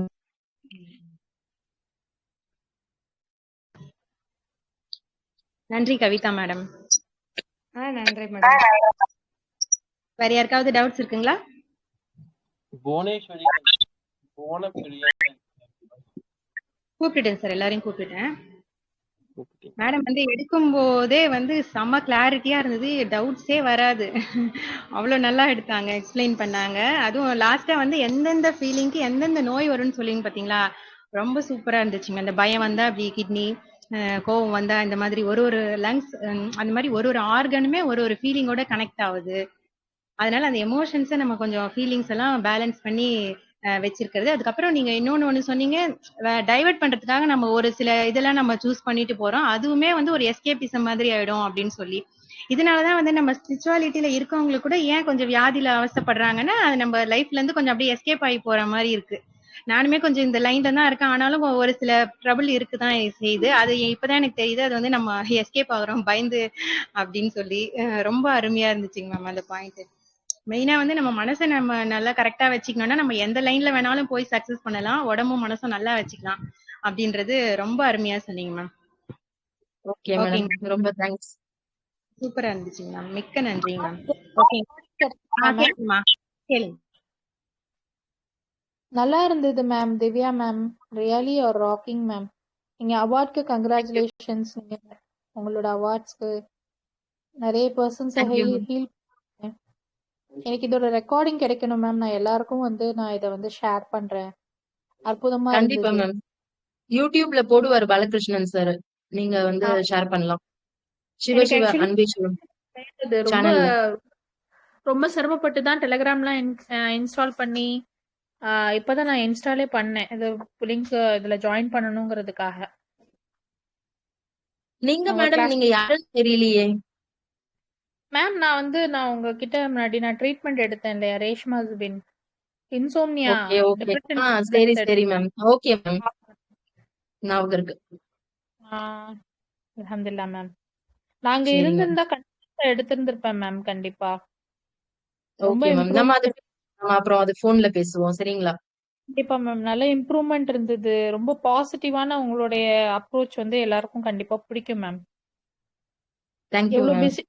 எவ்வளவு பிஸி ஷெட்யூல்ல இருந்தா கூட டைம் ஒதுக்கி பேசுவீங்க. அதுவே பாதி பேருக்கு ஹீல் ஆயிரும். அல்ஹம்துலில்லாஹ். கண்டிப்பா மேம்.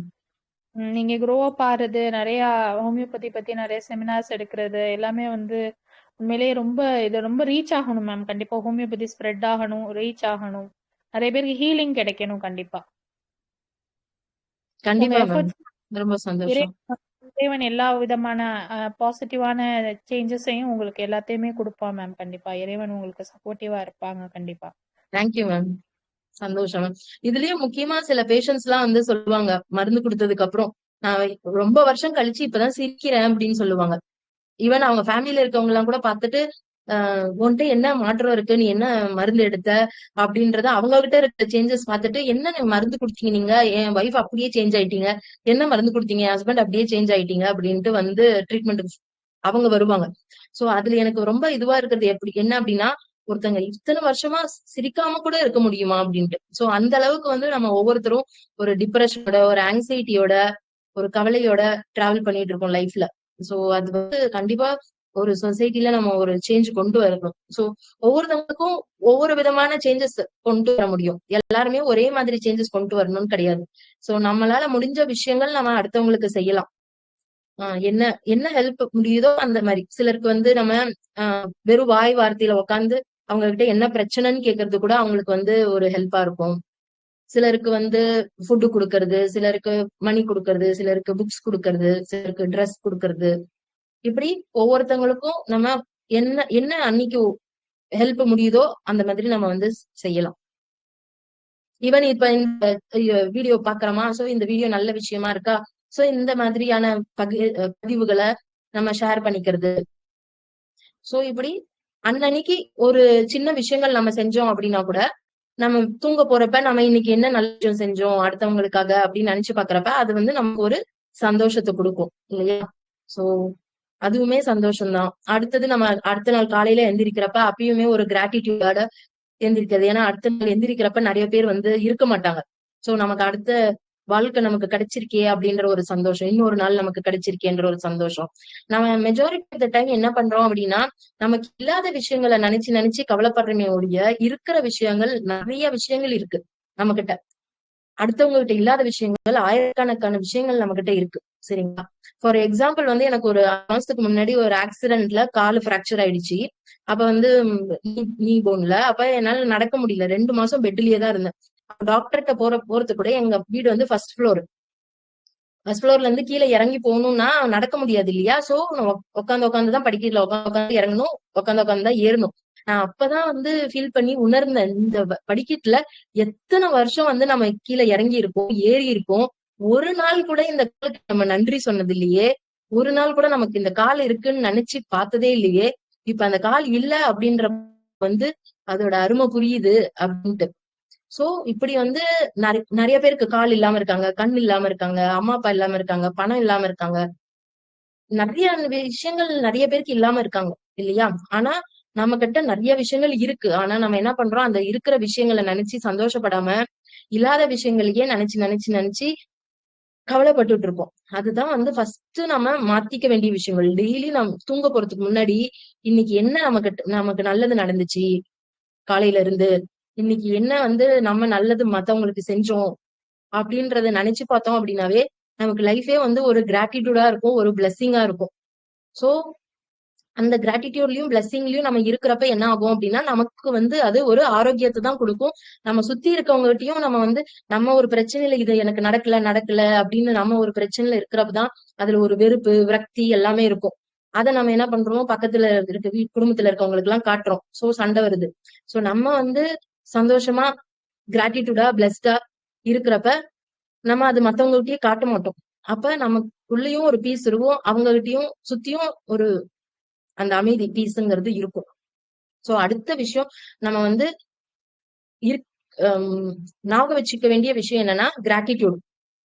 நம்ம கிட்ட இருக்கிற விஷயங்களை நினைச்சு சந்தோஷப்படுறது, இல்லாத விஷயங்களை நினைச்சு கவலைப்படுறதை விட. நம்ம நிறைய பேர் என்ன பண்றோம், ஈவன் குழந்தைங்க கூட வந்து படிக்க மாட்டேங்கிறாங்க, ஃபெயில் ஆகுறாங்க அப்படின்ட்டு கவலைப்படுறோம். ஆனா பாருங்க எவ்வளவு பெற்றோர்கள் ஆட்டிசம் குழந்தைங்க, மென்டலி ரிட்டார்டட் குழந்தைங்கள, அந்த குழந்தைக்கு வந்து ஈவன் 10 வயசு 20 வயசு ஆனாலும் மோஷன் போறது கூட சொல்ல தெரியாது. சோ அப்படிப்பட்ட குழந்தைங்களை அவங்களுக்கு வந்து ஊட்டி விட்டுக்கிட்டு, தொடச்சு விட்டுக்கிட்டு, அவங்களால அந்த பேரண்ட்ஸால வெளியில கூட போக முடியாது, ஒரு ஃபங்க்ஷன்னா கூட போக முடியாது. போகணும்னா ஒண்ணு கணவன் இல்லைன்னா மனைவி வீட்டுல இருக்கணும், இன்னொருத்தவங்க தான் போகணும்.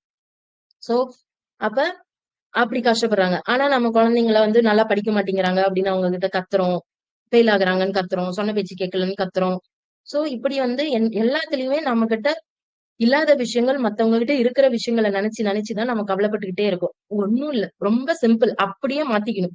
நம்ம கிட்ட இருக்கிற விஷயங்கள் நினைச்சு நம்ம சந்தோஷப்பட்டோம்னாவே மெஜாரிட்டி ஆஃப் த ப்ராப்ளம்ஸ் வந்து நமக்கு வந்து சால்வ் ஆகும். சோ இந்த ஒரு விஷயத்த மட்டும் கடைசியா சொல்ல விரும்பிக்கிறேன். மேடம், இந்த ஆடியோ கேட்கறவங்களுக்கு நிறைய ஒரு மன மாற்றம் வரும் மேடம். Thank you madam. நன்றி மேடம். Okay, Balakrishnan sir. நன்றிங்க ஆ மேம். மிக்க நன்றி. ரொம்ப சூப்பரா சொன்னீங்க. தேங்க்யூ. எந்த ஒண்ணுமே நம்ம கிட்ட வந்து இருக்கும்போது அந்த அருமை தெரியாதுன்னு சொல்லுவாங்க. நம்ம கண்டிப்பா. உடம்புல இருந்து, நம்ம ரிலேஷன்ஷிப்ல இருந்து, நம்ம கிட்ட எல்லாமே இருக்க பொருள் எல்லாமே நம்ம கூட இருக்கும்போது அந்த அருமையே தெரியாது. நம்ம இல்லாததை நோக்கி தான் போயிட்டு இருப்போம். இது இல்லையே, அது இல்லையே, அப்படி இல்லையே, இப்படி இல்லையே அப்படின்னு.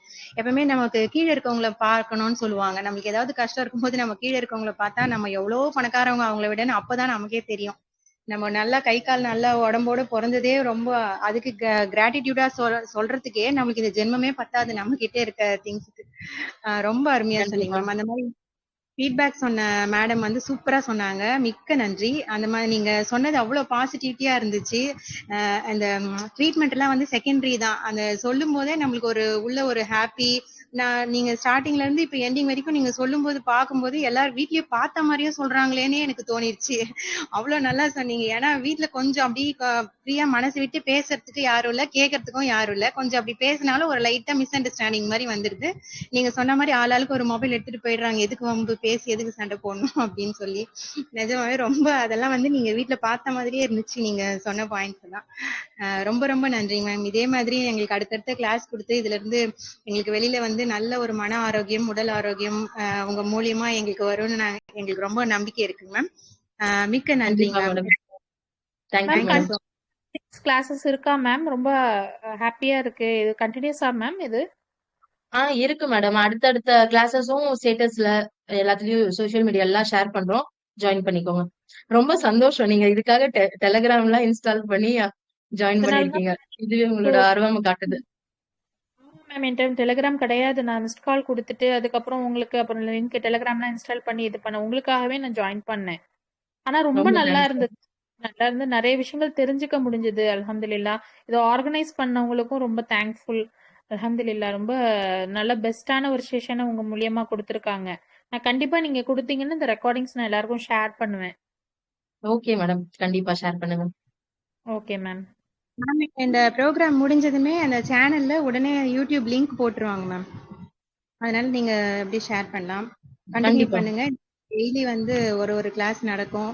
உங்களுக்கு ரிலேட்டடான டாபிக் இருந்துச்சுன்னா நீங்க லைவ்ல வந்தீங்கன்னா நம்ம அவங்க கிட்டயே டைரக்டா நம்மளோட டவுட்ஸ் எல்லாம் கேட்டு கிளியர் பண்ணிக்கலாம்.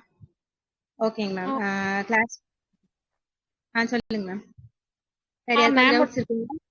இருந்தா கூட நல்லா இருக்கும்னு தோணுது. ரொம்ப ரொம்ப ரிலாக்ஸேஷனா இருக்கு. இப்ப எனக்கு லோன்லியா ஃபீல் பண்ண பாத்தீங்கன்னா நான் தனியா தான் இருக்கேன்.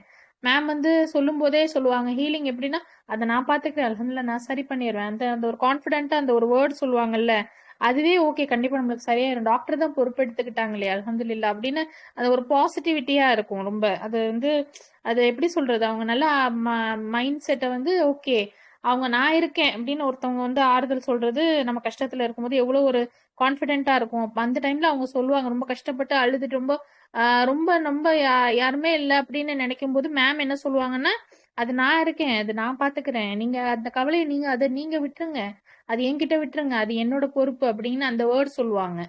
அது வந்து ரொம்ப நல்லா இருக்கும். யாரா இருந்தாலுமே அந்த ஒரு வேர்டுக்காக ஏங்குவாங்க இல்லையா, மேம் அந்த வேர்ட் வந்து சொல்லுவாங்க. அவங்க மெடிசின்ஸை ரொம்ப வந்து விரும்பி சாப்பிட்ற மாதிரி இருக்கும். ஹோமியோபதி பார்த்தீங்கன்னா அலோபதி வேணா, நான் ரொம்ப அலோபதி ஹேட் பண்றேன். ஏன்னா அதனாலதான் வந்து ரொம்ப செடேட்டிவ்ஸ் அதெல்லாம் அடிக்ஷன் அந்த மாதிரி எல்லாம் ஆனது. ஹோமியோபதி எவ்வளவு ஒரு அற்புதமான ஹீலிங் ப்ராசஸ் இருக்கு அப்படின்னு புரியும். ஏன்னா தினமும் அந்த அது என்ன பில்ஸ் எல்லாம் பாத்தீங்கன்னா அழகா ரவுண்ட் ரவுண்டா ஒரு இனிப்பு தன்மையோட இருக்கும். அது சாப்பிடுறதே குழந்தைங்க வந்து மிட்டாயை சாப்பிடுவாங்க. அது மிட்டாய் வந்து கெடுதி. பட் வந்து இது வந்து ரொம்ப அதை நம்ம சாப்பிடும் போதே ரொம்ப பாசிட்டிவா அது நம்மளுக்கு ஹீல் ஆகும். உள்ள போய் நம்மளுக்கு வந்து சரி பண்ணக்கூடியது. இது வந்து டேப்லெட் கிடையாது. இது வந்து ஒரு நல்ல அழகான மெடிசன் அப்படின்னு ரொம்ப ஒரு ஹோமியோபதி எடுக்கும் போதே அந்த ஒரு சந்தோஷம் இருக்கும். அந்த சாட்டிஸ்பாக்சன் கிடைக்கும்.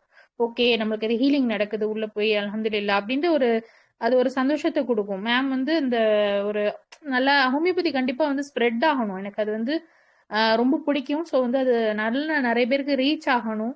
இந்த மாதிரி ரொம்ப உண்மையிலேயே அது மாதிரி சிவ சிவ அன்பே சிவம்னு வச்சிருக்கீங்க. ஆனா அந்த அன்புங்கிற வேர்டு அது வந்து உண்மையிலேயே அதுதான் தாரக மந்திரம். அந்த அன்பால எதுவுமே சாதிக்க முடியாத ஒரு விஷயத்த கூட ஏன்னா நான் ஸ்கூல் பிரின்சிபலா நான் 12 இயர்ஸ் ஒர்க் பண்ணியிருக்கேன். எனக்கு சில்ட்ரன் பத்தி தெரியும். குழந்தைங்களை நான் ரொம்ப அனலைஸ் பண்ணியிருக்கேன். ஸோ அந்த அன்புங்கிறது தான் ஒருத்தவங்களை சேஞ்ச் பண்ணி ஈர்த்து கொண்டு வந்து ஒரு பாசிட்டிவிட்டியை கிரியேட் பண்ணுமே தவிர அதிகாரத்தால எதையுமே சாதிக்க முடியாது. டீச்சர்ஸை கூட கைண்டா சில வார்த்தைகள் சொல்லி என்கரேஜ் பண்ணா அந்த வேலையை ஈஸியா முடிச்சிருவாங்க. இதே டென்ஷன் ஆயிக்க ஒரு ஒரு ஒரு வார்த்தை ஆங்கர்ல விட்டுட்டோம்னா அவங்க இது வேண்டா வெறுப்போட செஞ்சு அந்த அந்த செயலே வந்து முழுமை அடையாம போயிடும். ஸோ அந்த அன்பே சிவம் அப்படிங்கும்போது அந்த அன்புங்கிற ஒரு வேர்டு வந்து யூனிவர்சலோடைய கோல்டன் மெடிசன் மாதிரி. கண்டிப்பா இது வந்து அன்புங்கிற ஒரு வேர்டு வந்து ஸ்ப்ரெட் ஆகணும். லவ் ஸ்ப்ரெட் ஆகணும். கைண்ட்னஸ் வந்து க்ரோ ஆகணும். ஸோ இந்த மாதிரி குழந்தைங்களுக்கு நிறைய ரீச் ஆகணும். அவங்க நல்ல ஒரு பேரண்ட்டும் கூட. மேம் வந்து ஒரு ஹீலர் அந்த மாதிரி மெடிசன் மட்டும் இல்லாம அவங்க அவங்க அவங்க ஸ்டேட்டஸ்ல நான் அவங்க குழந்தைங்களோட அவங்க அவங்க அவங்களோட பையனோட ஆக்டிவிட்டிஸ் கூட பார்ப்பேன். நிறைய பாசிட்டிவிட்டி அவங்க கிரியேட்டிவிட்டியே அதாவது ஒரு விஷயங்களை செஞ்சு அதை வந்து ஸ்டேட்டஸ்ல வைப்பாங்க. அது வந்து அந்த குழந்தைக்கு எந்த அளவுக்கு வந்து நர்ச்சர் பண்ணியிருக்காங்க. அவங்க சைக்கிள் ஓட்டுறது அவங்க அவங்க அந்த விழுந்தா கூட என்கரேஜ் பண்ணுவாங்க. இந்த மாதிரி மேம் வந்து நிறைய விஷயங்கள் வந்து ஹீலிங் அந்த நல்ல பேரண்ட் நல்ல ஒரு மாம் அவங்களுக்கு அந்த மதர்ஸ் டேல அவங்களுக்கு கிடைச்ச இந்த அவார்டு வந்து உண்மையிலேயே ஷீ இஸ் டிசர்விங். அவங்களுக்கு கரெக்டான ஒரு பேரண்ட்க்கு போய் அந்த அவார்டு கிடைச்சிருக்கு. அவங்க ஒரு நல்ல ஒரு லேடிஸ்க்கு ஒரு நல்ல ரோல் மாடலாவும் மேம் இருக்காங்க. ரொம்ப தேங்க்ஸ் மேம் உங்களோட கைண்ட் வேர்ட்ஸ்க்கு. மேடம் இப்ப பேசினவங்க மேடம் பேர் தெரியல. Thank you so much. ஒரே ஒரு நிமிஷம் கவிதா மேடம், ஒரே ஒரு நிமிஷம் நீங்க பேசலாம். ஒரே ஒரு நிமிஷம். ஆக்சுவலி அன்பே சிவம் சொன்னீங்கல்ல, சத்தியமா சொல்றேன் நான் எதுக்காக அந்த பேர் வச்சேன்னு தெரியாது. அந்த லோகோ நீங்க சொன்னா நம்ப மாட்டீங்க. அந்த லோகோ ரெடி பண்ணது 48 நாள் ஆச்சு. என்னோட அந்த அன்பே சிவமோட அந்த மஞ்சா கடல்ல இருக்கிற லோகோ ஸ்ரீ சக்கரம் மாதிரி இருக்கும். நீங்க வேணா அந்த லோகோவை பாருங்க. என் கையால தான் எடிட் பண்ண லோகோ. யாரு கையில எங்கிட்ட எடிட்டர் அந்த குட்ஸ் நான் எடிட் பண்ணல, நான் தான் எடிட் பண்ணது. ஆக்சுவலி 48 days ஆக்சுவலி வந்து ஒரு சின்ன இன்சிடென்ட்ல நடக்கும் போது உட்காந்து எடிட் பண்ணும் போது 48 days வந்து திருச்சி போயிட்டு ரிட்டர்ன் ஆயிட்டு இருக்கேன். அன்னைக்கு தான் லோகோ முடிக்கிறேன். அந்த அளவுக்கு ஒர்க் பண்ணது. ஆனா உண்மையிலேயே சொல்றேன், ஆக்சுவலி வந்து மேடம் சொன்ன மாதிரி நிறைய பேர் கால் பண்ணாங்க மேடம். ஆக்சுவலி திவ்யா மேடம் இன்னைக்கு ஆக்சுவலி இன்னைக்கு ஃபோன் அவுட் ஆஃப் செஷன். நான் நிறைய கால்ஸ் வந்துருக்கு என்கொயரி. ஆக்சுவலி என்னால ஃபோன் பிக் பண்ண முடியல. மேபி இந்த காலா இருக்கலாம். டெலிகிராம் டவுன்லோட் பண்ணணும் அப்படின்னு சொல்லிட்டு கூட நிறைய பேர் கால் பண்ணியிருக்கலாம். சாரி. ஆக்சுவலி நெக்ஸ்ட் டைம் வந்து எல்லாருக்கும் கால் பண்றவங்களுக்குலாம் கால் பிக் பண்றேன். இன்னைக்கு எமர்ஜென்சினால totally out of session. Thank you so much. Karthika madam நீங்க பேசுங்க, பாயிண்ட் அப் பண்ணிக்கலாம் ஃபைனலா. கவிதா மேடம். சார் வணக்கம். இல்ல இப்ப உங்க மேடம் பேசினாங்க இல்லையா, ஹோமியோபதி ட்ரீட்மெண்ட் பத்தி கொஞ்சம் பேசினாங்க இல்லையா, அவங்க ஆர்இன்னு சொல்லி அந்த மேடம். அதான் சொல்றேன், இப்ப உங்க திவ்யா மேடம் எடுத்ததை பாத்தீங்கன்னா ஹோமியோபதி தெரிஞ்சவங்களுக்கு அவங்க நிறைய ஹோமியோபதி சிம்டம், ஒரு சில கேஸு, அது மாதிரி அம்லரேஷன் அக்ரவேஷன் எல்லாமே கம்பேர் பண்ணி தான் சொல்லியிருக்காங்க. பட் அதை எளிமையா மக்களுக்கு புரியுற மாதிரி கொடுத்துருக்காங்க. ஹோமியோபதி தெரிஞ்சவங்களுக்கு மேடம் என்ன சொல்ல வராங்க, என்ன சிம்டம் சொல்லிட்டு வராங்க அப்படிங்கிறது ஈஸியா ஃபாலோ பண்ணி வர முடியும். அது மாதிரி பிஎன் இஎக்ஸ் இஐஏ ஆக்சிஸ் அந்த இது எப்படி ஒர்க் ஆகுது அதெல்லாம் ராஜன் சங்கரன் புக்ல இருந்து அவங்க உதாரணம் எடுத்து கொடுக்குறாங்கிறதெல்லாம் பெரிய விஷயம்தான். பட் மக்களுக்கு புரியுற மாதிரி நல்லா எளிமையா கொடுத்துருக்காங்க. அந்த வகையில மேடத்துக்கு நன்றி தான் madam. Thanks madam. Divya madam. Thank you. Thank you madam. Actually வந்து அவங்களுக்கும் கிட்டத்தட்ட 1 மணி நேரத்துக்கு மேல உட்காந்துட்டாங்க. போன டைம் வந்து கரெக்டா ஒரு 45 மினிட்ஸ்ல முடிச்சவங்க இன்னைக்கு 1.5 மணி நேரத்துக்கு மேல செஷன் போயிட்டு இருக்கு. So so முடிச்சுப்போம். நெக்ஸ்ட் கிளாஸ்ல வந்து இது பண்ணிக்கிறேன். கிருபாஷினி மேடம் நீங்க அந்த செட்டிங்ஸ் மட்டும் மாத்திக்கிட்டு நெக்ஸ்ட் டைம் பேசிக்கோங்க. ஆக்சுவலி மேடமால பேச முடியலையா, கால் பண்ணாங்க. ஓகேங்களா madam? Thank you. Okay thank you. Point up பண்ணிக்கலாம். ஓகே சார், ரொம்ப சந்தோஷம்.